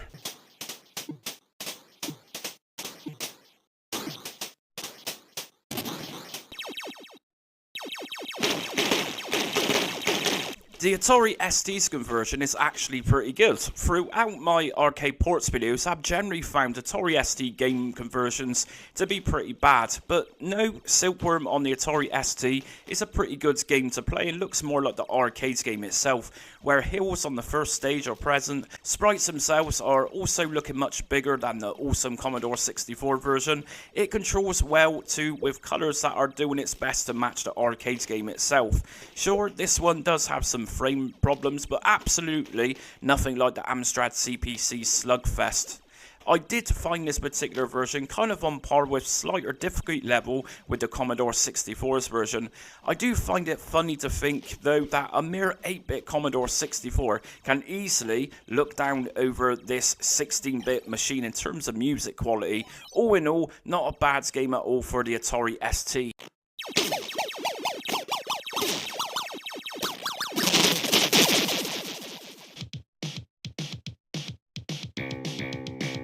In first place today, we have the Commodore Amiga's port. Good lord, this Amiga port is awesome. After all these years and being such a big Commodore buff, this is literally my first time of playing this version here.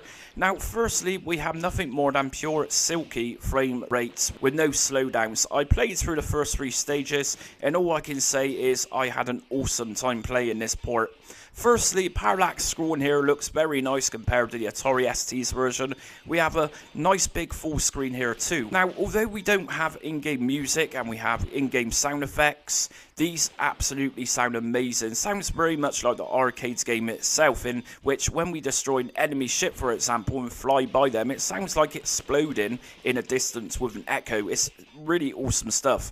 No doubt about the sound effects, some of the best I've heard in the port series for the Amiga. It also features a fair challenge. Okay, so the sprites aren't as big as the arcade game, but this will do really nicely for a home conversion. This is a colourful conversion, no doubt about it, and Amiga users back in the day would have rejoiced with this port. So anyways, that's my ranking the Silkworm home conversions today. So which version did you grow up with? Did you have the Commodore 64 N64 conversion, or did you have the more slugfest version for the Amstrad CPC, or was you truly blessed to have the Amiga, the creme de la creme version of Silkworm? Let us know in the comments below as always, and like always, thanks for watching.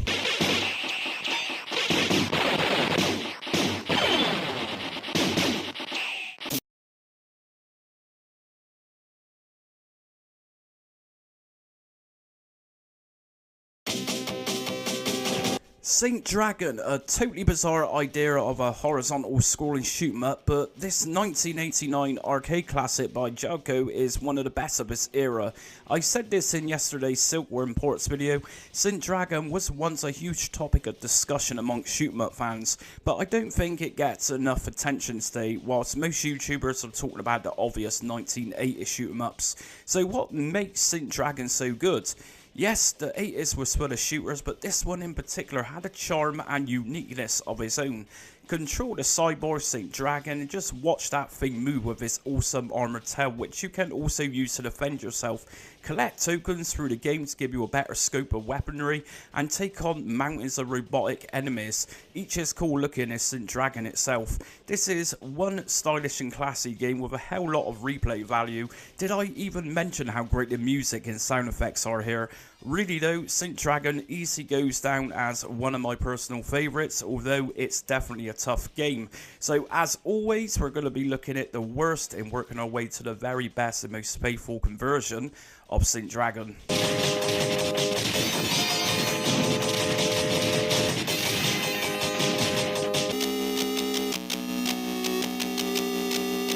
We are giving Amstrad CPC's 1990 conversion the worst conversion of Saint Dragon. It looks terrible and it makes me feel angry playing it, and really is just awful altogether really. Where do I start with this game? Well, firstly, the frame rate issue. Although I have covered low frame rate games for the CPC in the past, and have partly said, sure, they are playable to an extent, this really isn't the case here for Saint Dragon. It is beyond slow to play with a plethora of enemy bullets surrounding you. It is just hard to avoid things due to frame rate drops and being such a small gameplay area with larger sprites. It is at times unavoidable not to die with this version. I appreciate the larger sprites in order to emulate the arcade look, but really the gameplay area is so small and makes things so tricky. We have no music here and sound effects that kind of sound like somebody just gave up with this version altogether. Truly a shocking port.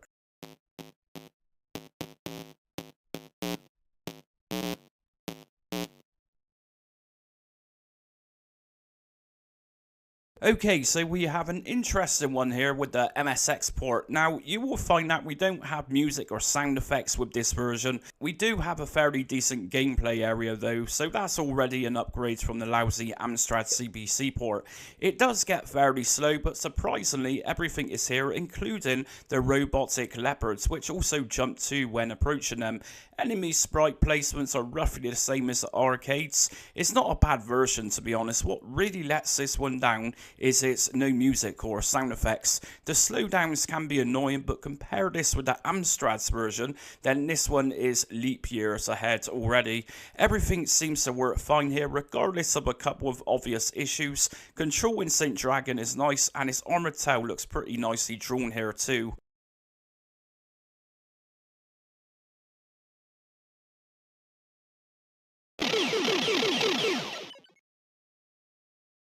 The ZX Spectrum 128K models had a fairly okay conversion. Spectrum games can often look much like MSX games, and this one partly does, although we have a couple of added colours here, so it's not strictly monochrome like a lot of Spectrum games were.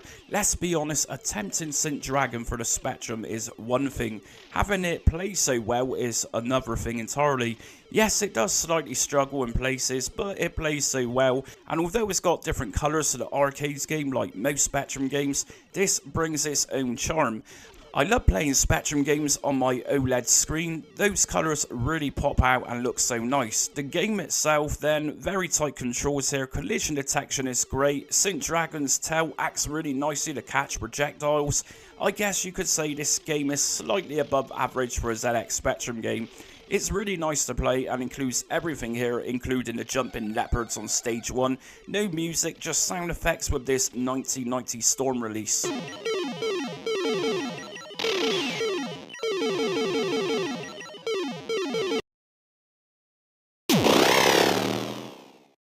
Although the Atari ST conversion admittedly looks stunning, complete with large sprites which look very faithful to the arcade game, sadly the Atari ST struggles running St. Dragon, which is such a shame. Otherwise this could have been a superb conversion. The included music and sound effects are also really nicely done here with beautiful looking backdrops added. It's this type of game where, although it's a job of the coders to make it look as close as possible to the source material, just taking away a few things that are causing the severe slowdowns could have made all the difference here and actually made this version so much more playable than the release that we got for the ST. An absolute shame. This is one of the best looking Atari ST arcade conversions I have seen in this series. It even includes the iconic introduction screen with St. Dragon flying upwards into the distance.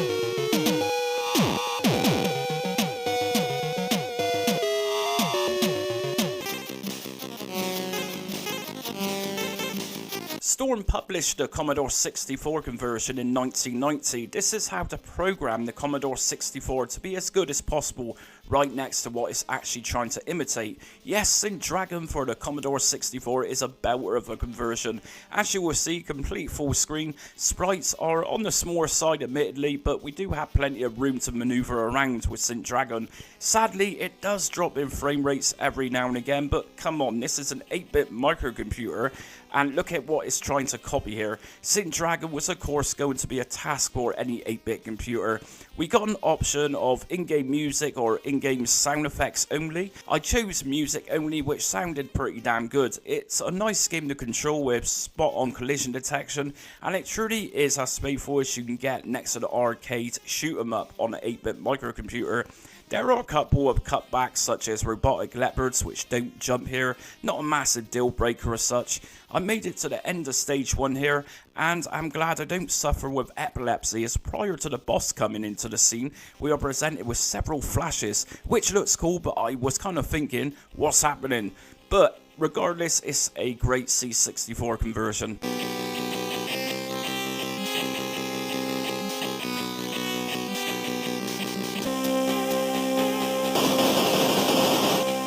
Next up, we have the Acom Corporation's 1990 release. Now, although this is a decent enough game, and it resembles what it's trying to achieve really nicely, I cannot help but notice two things with this PC Engine or TurboGrafx 16 port. Firstly, the colours used here are fairly dark in contrast in comparison to the other versions. And secondly, the music is very slow here too. Almost reminded me of that chilled out reggae pace of music.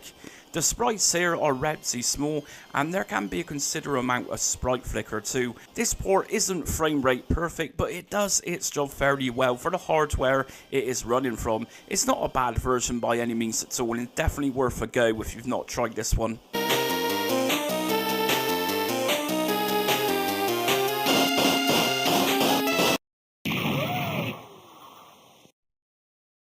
The 1990 Storm release of St. Dragon for the Commodore Amiga is a fairly decent port. Much like all of the other versions though, it isn't 100% perfect in terms of power in the game. It's by no means as bad as the Atari ST version, but can slow down at times, but nonetheless very playable with a nice full screen, nice introduction, and nicely implemented colours that look very faithful to the arcade game itself. It's nice to control and includes everything with almost the same placements of enemies as the arcade game. Level of difficulty with the Commodore Amiga game is toned down greatly, and that's not exactly a bad thing. For those of you who played the original game will know how ridiculously tough this game can get. Just like yesterday's Silkworm video, the Amiga nailed it really in comparison to every other version produced. It's not 100% perfect like I say, but likely is the best version out there which looks and sounds like the arcade game itself. So anyways, that's it for today's ranking the various different home conversions of St. Dragon. Which version did you have, and which version would you have placed in #1 position? Obviously for me, I personally thought the Commodore Amiga was the most faithful. But anyways, until next video comes, thanks for watching.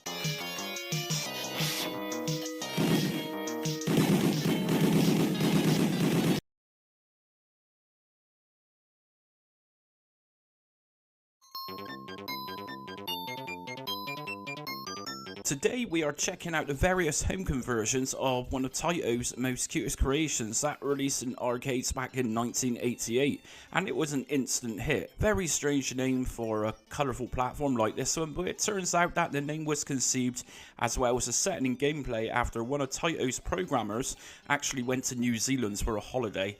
If you are at a certain age, an oldie but goldie like myself, you will likely remember how heavily advertised this was in the early 90s or even late 80s. Personally, it's not a game I played growing up, but do remember it being heavily advertised in magazines at the time. So what is it about? You play a Kiwi known as Tiki. You must rescue his girlfriend whose name is Fifi. So Kiwi, Tiki, Fifi, yes, try saying that 10 times.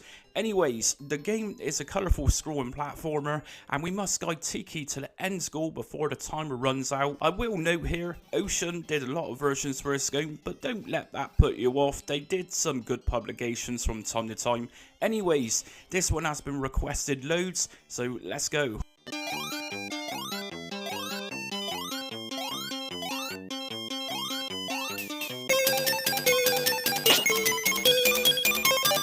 We start today's video by taking a look at Amstrad CPC's conversion. Ocean published this monstrosity in 1990. On first glance it looks fine. I kind of have become accustomed to the smaller gameplay areas with Amstrad games during this series. Sprite sizes are adequate too. Music is actually the best part of this conversion though. It actually sounds like more effort was put into this than anything else. So why is the game so terrible? Firstly, enemy sprites are very often the same colour as background colours, so enemies can be difficult to see sometimes. Brown shelled enemies, for example, whilst walking with the same colour of brown behind them is just ridiculous. Secondly, the scrolling screen here just seems all over the place. It just doesn't really centralise anything when you're playing a game, and seeing enemies below you often leads us to our death whilst blind jumping. There is no funky animated introduction with this version here. This game just doesn't flow well at all.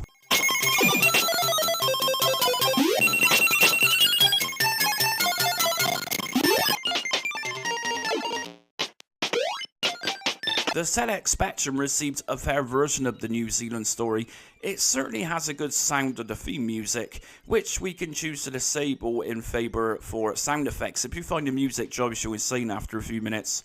Now, I won't lie, although this is a very good specky game, I found that it does have some issues around keeping a consistent frame rate.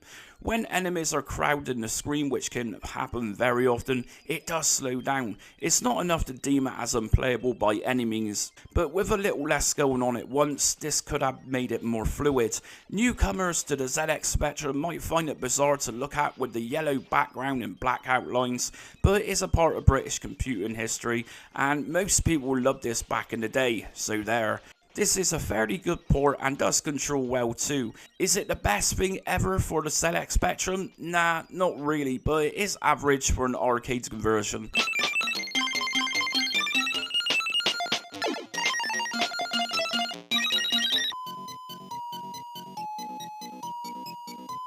I will get some hate for this more than likely, but let's just stay focused. We are looking for the most accurate arcade port of the game. Oddly enough, as many versions in this video do tend to slightly differ in terms of stage design, most do roughly stick with a particular version of platforms. For example, the Sega Mega Drive or Sega Genesis port, on the other hand, is a different kettle of fish altogether. After playing many versions at this point during editing, I had gotten used to how the game looks and plays across most platforms. This version sticks out like a sore thumb. There's just arrows galore here for some bizarre reason. The game itself is fairly dark too compared with most other versions here. Taito released this port in 1990, and I must say it's definitely not up there with other versions in terms of gameplay and looks. A totally bizarre entry here for sure. Am I right to say this version was pretty strange? Let me know in the comments. Personally, I was expecting to rank the Sega Mega Drive or Sega Genesis conversion much higher than this. I was pretty surprised with this release.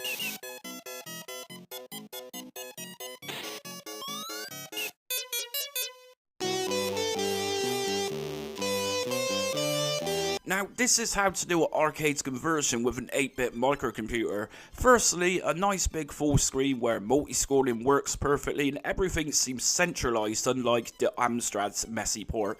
This is a highly polished Commodore 64 game by Ocean, releasing back in 1989. The music was produced by Jonathan Dunn, one of the standout SID musicians from back in the day who did many others that were all really high in quality. As you can see, the game does deviate from the arcades game just like others do, with a different level design. But you know what you're playing because Tiki is so nicely designed here. It's a joy to play with a fair challenge, surprisingly. If you haven't played this game, don't let the cuteness fool you. The New Zealand Story is a fairly challenging game. As great as the Commodore 64 port is, one issue it does have is the timer. You don't have much time here to get through stages. We get a choice of either music or sound effects here, but not both at once, unfortunately.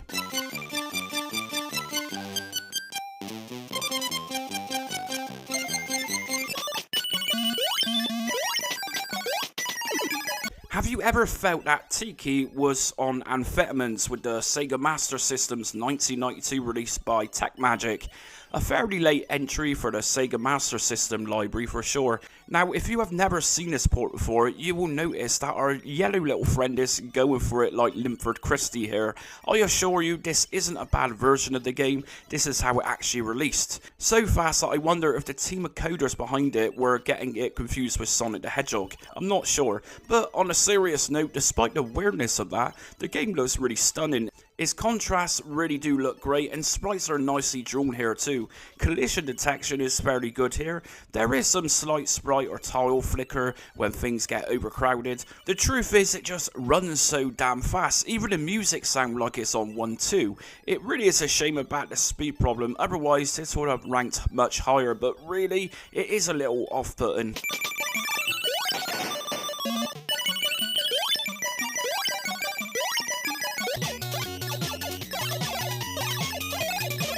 The NES version was created by Software Creations back in 1991. It was also known as Kiwi Craze in North America. Now, my first impressions were that although it is a fairly good and responsive arcade conversion for the mighty 8-bit Nintendo console, the yellow colours do seem a little dull for a NES game, which is surprising as NES could really bring out colourful games. There is no introduction here, which I found a little odd too, and there is a lot of sprite flicker in the game. The music and sound effects are nicely implemented here. Now, for the NES fanboys out there, remind yourself this video was strictly looking for arcade perfection, and this port doesn't even feature the opening animation. It is also missing background features too, such as archways and fences. Backgrounds of objects such as trees are very scaled down here too, which is very noticeable. I will give it this though, the brickwork looks fantastic with this version in the background.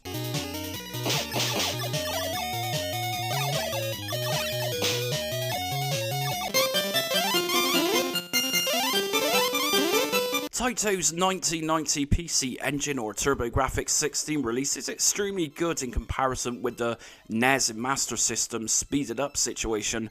I have to be nitpicky here though and say that although this is a solid game in its own right, we are still looking for arcade perfection, or as close as possible that is. So firstly, the backgrounds aren't as detailed as the versions preceding this version.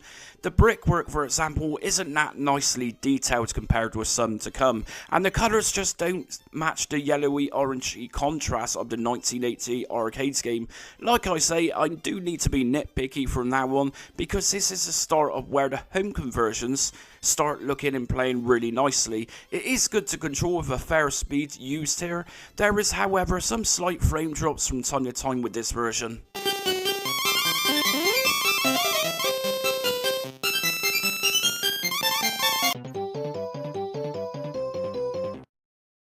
The Commodore Amiga conversion was a little hard to judge between itself and the next version in this video. I ranked this one place down because although it's a great game on the Amiga, it comes with a couple of minor imperfections. Firstly, the Commodore Amiga version does scroll nice throughout, but Tiki just seems a tad little janky to control. Like I say, a minor imperfection if anything. Secondly, there was a particular stage where enemies should have been spawning in order for me to progress further into the stage, but weirdly enough, nothing spawned at all, and it kept me waiting for around 40 seconds of walking backwards and forwards for this odd glitch to sort itself out. It comes with a nicely animated introduction alongside stage maps prior to stages beginning.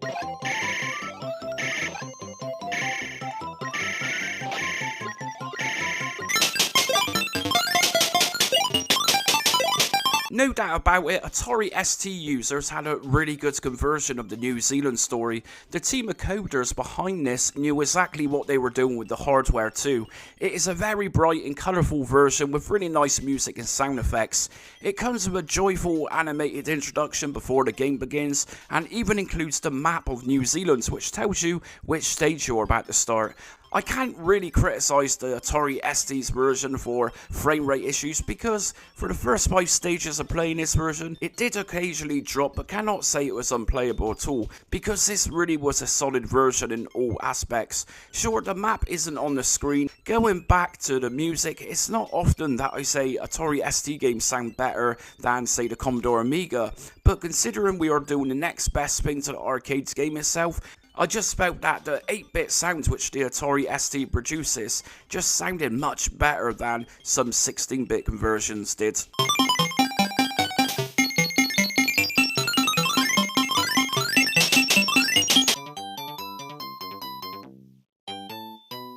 As usual for FM Towns games, we get several options such as difficulty level. This game even features different resolution modes too, which when in high resolution mode it looks stunning. However, I left it the default just so the gameplay video is a little bigger for viewers to watch. Now firstly, whereas most versions could not capture the authentic tones of colour, the FM Towns Ving Co-Limited 1989 release managed to pull this off really well. The colours in fact are some of the best here, with very highly detailed sprite design. It doesn't appear to suffer from frame drops when the screen is bombarded with enemies. It controls really nicely. On the downside, the music definitely isn't the most accurate rendition, and sound effects tend to appear then disappear sporadically. Overall, a solid Japanese release with a couple of minor sound problems. We also have the map on the bottom left hand side here, just like the arcades game had.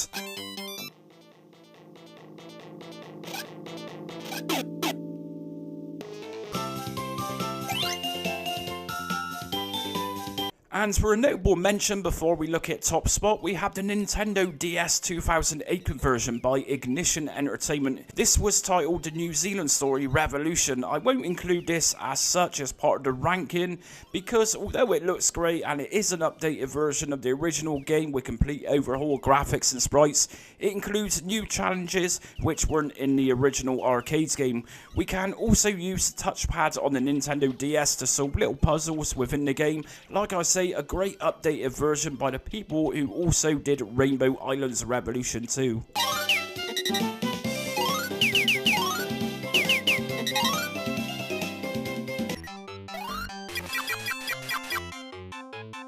In first place, I have ranked the Sharp's X68000 conversion by Sharp, which released in 1989. Now, the issue is with X68000 ports is that a few people were saying in previous videos that the Sharp X68000 will always win, but that strictly isn't always the case. Surprisingly, this Japanese powerhouse did have some stinkers, believe it or not. Somebody also commented a while back of why X68000 was even in my rankings, as, I'm going to quote, the UK didn't have these. Let me just remind you that my content is actually watched in Japan, and by disqualifying a Japanese computer makes no sense, and this would be absolutely rude towards my Japanese audience. Anyways, the Sharp X68000 port itself is likely the next best thing you will get to the 1988 game without a doubt. It scrolls smoothly, suffers from zero sprite flickering, it contains perfect music and sound effects, and truly is a joy to play too. We also have a lovely full screen here, and everything has been so well coded. If you did have a Sharp X68000 in the late 1980s, this would have been arcade perfection in your own home. And that's it for ranking the various different conversions of the New Zealand story today, so granted there was a lot and there's likely more, so if I did forget a particular version I do apologise, but I've added the main systems here. Which version did you go with? Did you get lumbered with the Amstrad CPC conversion, or did you have the absolute creme de la creme, which was the Sharp X68000s version? Let us know in the comments. Anyways, until next video comes, thanks for watching.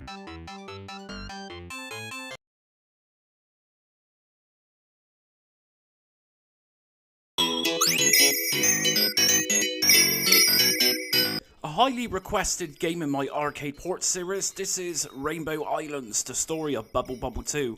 Yes, although this doesn't look or play like Bubble Bobble, this 1987 title release is a quintessential play which captures perfectly how fun games once were.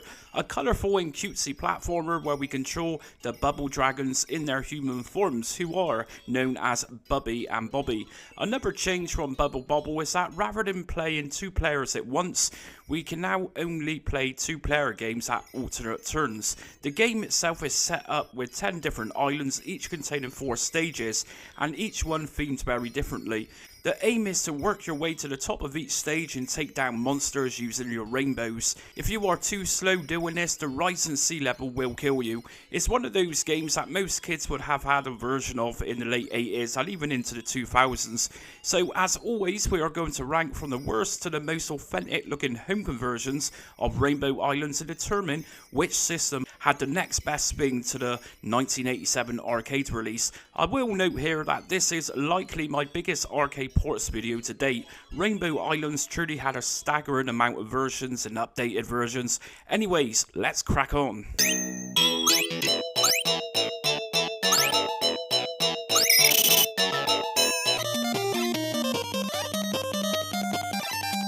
We are going to start with ranking the Game Boy Color's 2001 conversion by TDK Mediaactive as the worst of the home ports. It goes without saying that the game just doesn't look wonderful. The colours are fairly washed out here, and for some unknown reason we actually have the original Bubble Bobble music on a constant loop. The game just doesn't translate too well for the Game Boy Color here. The controls are a little bit on the janky side too. Going back to the audio side of things, the sound effects here don't always work. Sometimes when I jumped I heard the typical 8-bit jumping sound, whereas other times no sound at all. I also found that boss battles here were just far too easy. For example, if I remained in a corner and continued firing my rainbows, the boss wouldn't harm me at all. It's just not much fun at all, and the biggest deal breaker with this version is the sound problems, which totally destroys a whole Rainbow Islands experience.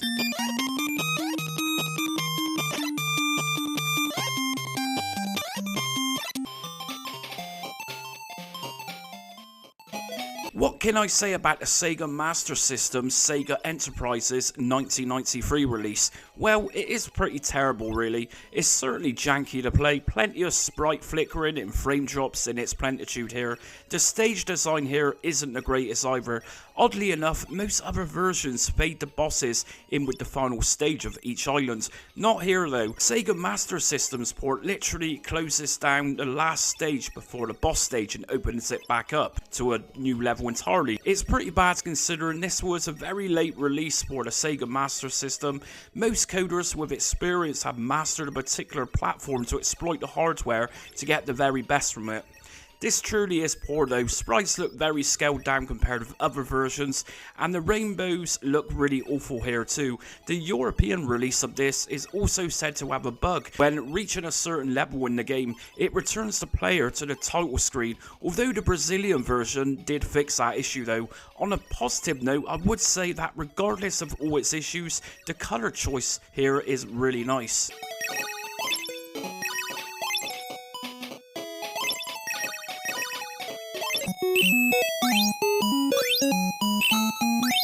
The American version of Rainbow Islands was published by Taito and released back in 1991. It is a much more polished version of the Sega Master System port, and so it does deviate a fair bit from the arcade game itself for that reason. The music is very different here, sprites are fairly small. Again, just like Sega Master System's version, we have a separate stage for the boss fights rather than including it on the final stage of each island as you gradually reach to the top. As a game, like I say, it's cleaned up well on the Nintendo NES, but can't rank it any higher as it just isn't the same as the arcade game.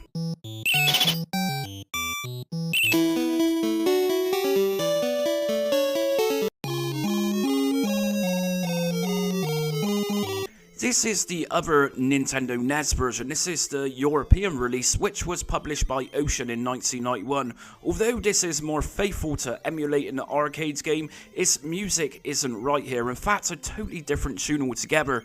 It's also very slow to play. For example, when reaching the top of stages for the treasure chest, it just seems like an eternity waiting for all the goodies to fly out. It does, however, have a really nice set of colours used in this version, and it also comes with a really nice introduction to the stages with the maps of the islands. There is a fair amount of sprite flicker here though, and it's mainly the rainbows which flicker the most, which can get a little bit frustrating.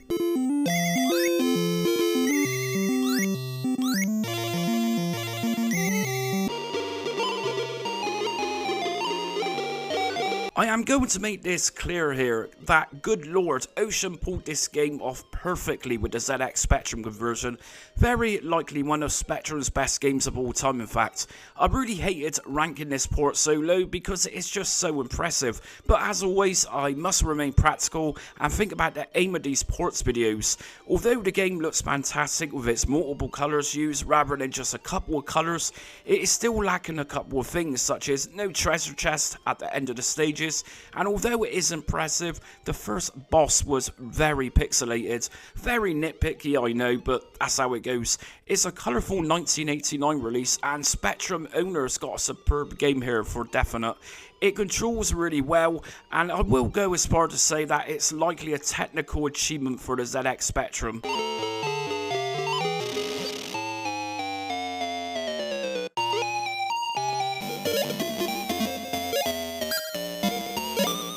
I get a lot of watchers in this series who all pretty much say the same thing about how bad Amstrad arcade ports were. I will say here that miracles did happen for Sir Alan Sugar's 8-bit microcomputer. Rainbow Islands truly took me by surprise with the Amstrad CPC.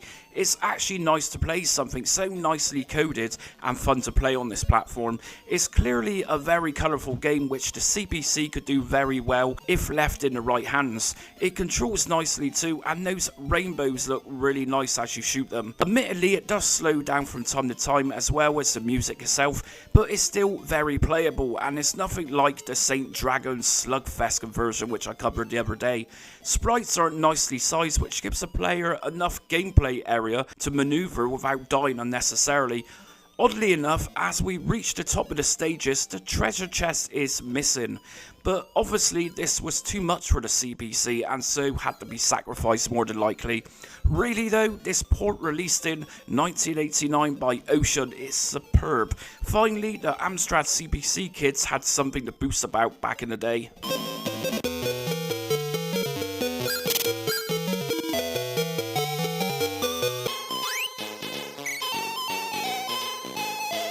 Now, if I am honest, this was a tough choice between the Amstrad CPC version and this Commodore 64 conversion, released also in 1989 by Ocean Software. Now, although this version isn't as colourful as Amstrad's version, this game is full screen as you can see.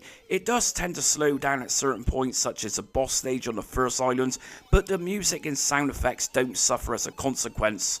The C64 version does, however, shorten the game to 7 islands rather than its 10 in the arcade game, which is quite common for the micro conversions. Some are mixed over this version, some say it looks rough in comparison to the Amstrad's version, and some people have even gone so far as to say that it plays just as well as the Commodore Amiga's version.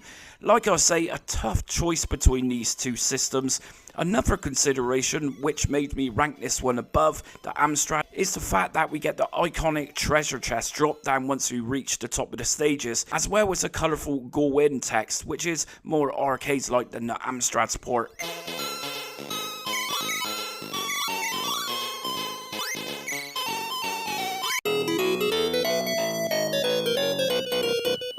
The Sega Mega Drive's exclusive Japanese release was entitled Rainbow Islands Extra.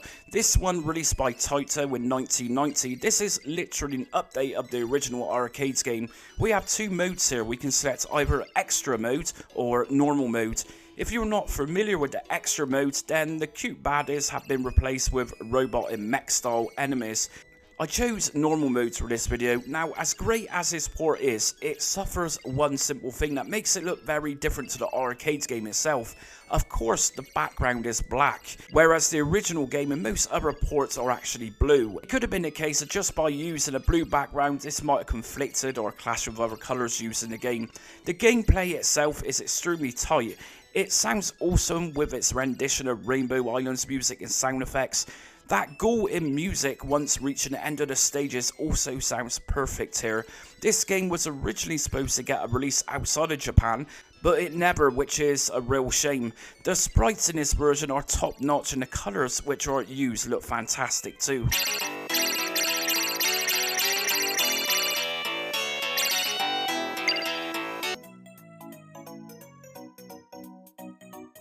1996 saw the release of Bubble Bobble featuring Rainbow Islands, which was released for PlayStation, Sega Saturn and IBM PC compatible. Alongside Bubble Bobble, owners also had the chance to play the original Rainbow Islands game as well as an enhanced version. I am putting all three of these together as they are pretty much the same. I did notice, however, that the DOS version was slightly brighter than the other two versions. Although these are utterly faithful games, much like the arcades game, unfortunately these are let down by having a really bizarre version of the Rainbow Islands tune. And of course, we are still looking for arcade perfection, or at least the closest to the arcades game as much as possible.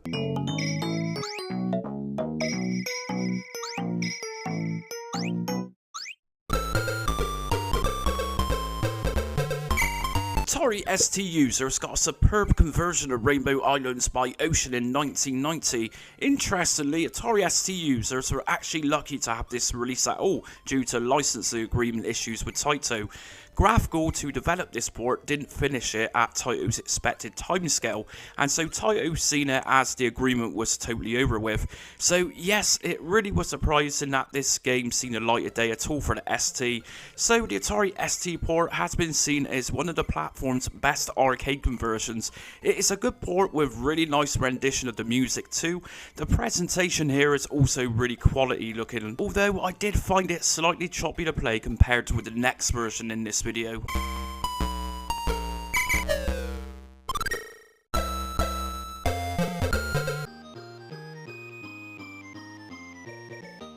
The Commodore Amiga had a seriously exceptional release. I am almost going to say near arcade perfection, or as close to it as the Amiga could physically do at the time.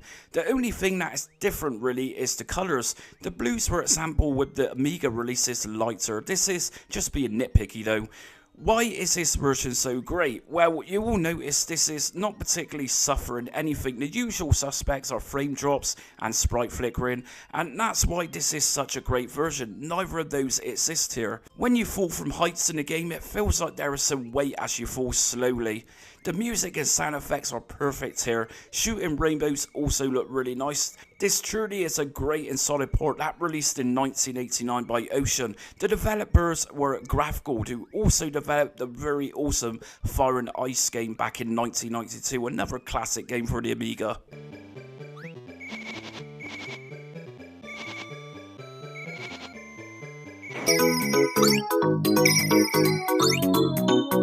I mentioned earlier that the PlayStation, Sega Saturn and DOS each had a version as a part of the Bubble Bobble feature and Rainbow Islands package. I couldn't include the enhanced versions in the main ranking as these obviously look different to what we are looking for. The enhanced versions are pretty much all the same across all three platforms. Obviously the game had a makeover to give it more of a modern look for 1996 when they released. Personally, I'm not too keen on the enhanced look, but they had a fan base for sure.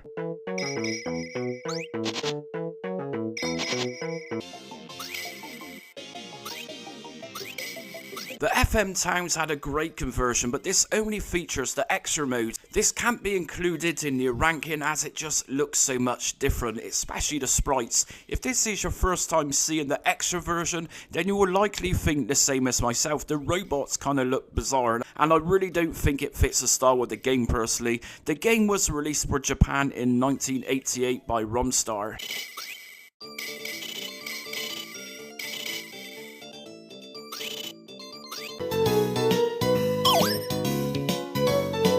The Nintendo DS had a version of Rainbow Islands known as Rainbow Islands Revolutions. For those who enjoyed Kirby and the Rainbow Curse for the Nintendo's Wii U, the mechanics of this version is very similar. Use the stylus to create rainbows and kill monsters. Unlike any other version, Bub rides around here in a bubble which is also controlled by the touchpad of the DS. In the POW territories, Rising Star Games released this one in 2006. It's not overly a bad game as such, it is just obviously far too different from the arcade game itself.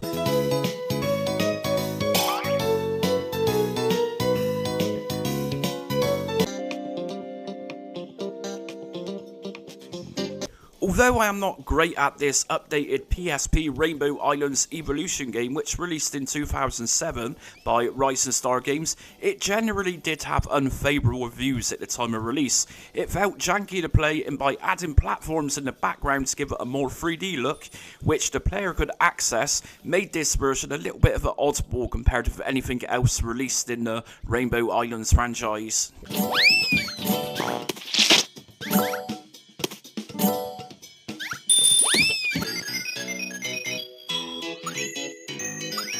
And in first place, the PC Engine CD had a port of Rainbow Islands, which released by NEC Avenue back in 1993. Now this was an extreme close call of being on par with the Commodore Amiga's version. The thing is with this PC Engine CD version is that it just plays that slightly much smoother with clear music and sound effects. Obviously being on CD, it's going to sound superior to the Amiga game, in which it does sound much fresher here too. Something else that makes this version so much better is that the colours used here are much more accurate to the arcade game itself. The deeper blue colour used in the background, for example. The game scrolls extremely well with zero sprite flicker. The introduction to stages with the map is nicely done here too. This is a seriously faithful home conversion and quite likely the next best thing you will find next to the arcade game itself. So anyways, that's it for ranking the various home ports of Rainbow Islands today. I did mention at the introduction part of the video that there was a lot to go through, and I think at this point you realise just to the extent how many versions of Rainbow Islands there is, and it is quite likely I'm missing a couple of other versions, but really I think at this point most people will think that's enough, I can't handle any more rainbows. Anyways, which version did you have growing up? As always, let us know in the comments. It's always good to hear feedback, and it's always nice to hear your own stories, how you once played these games. So anyways, until next video, thanks for watching.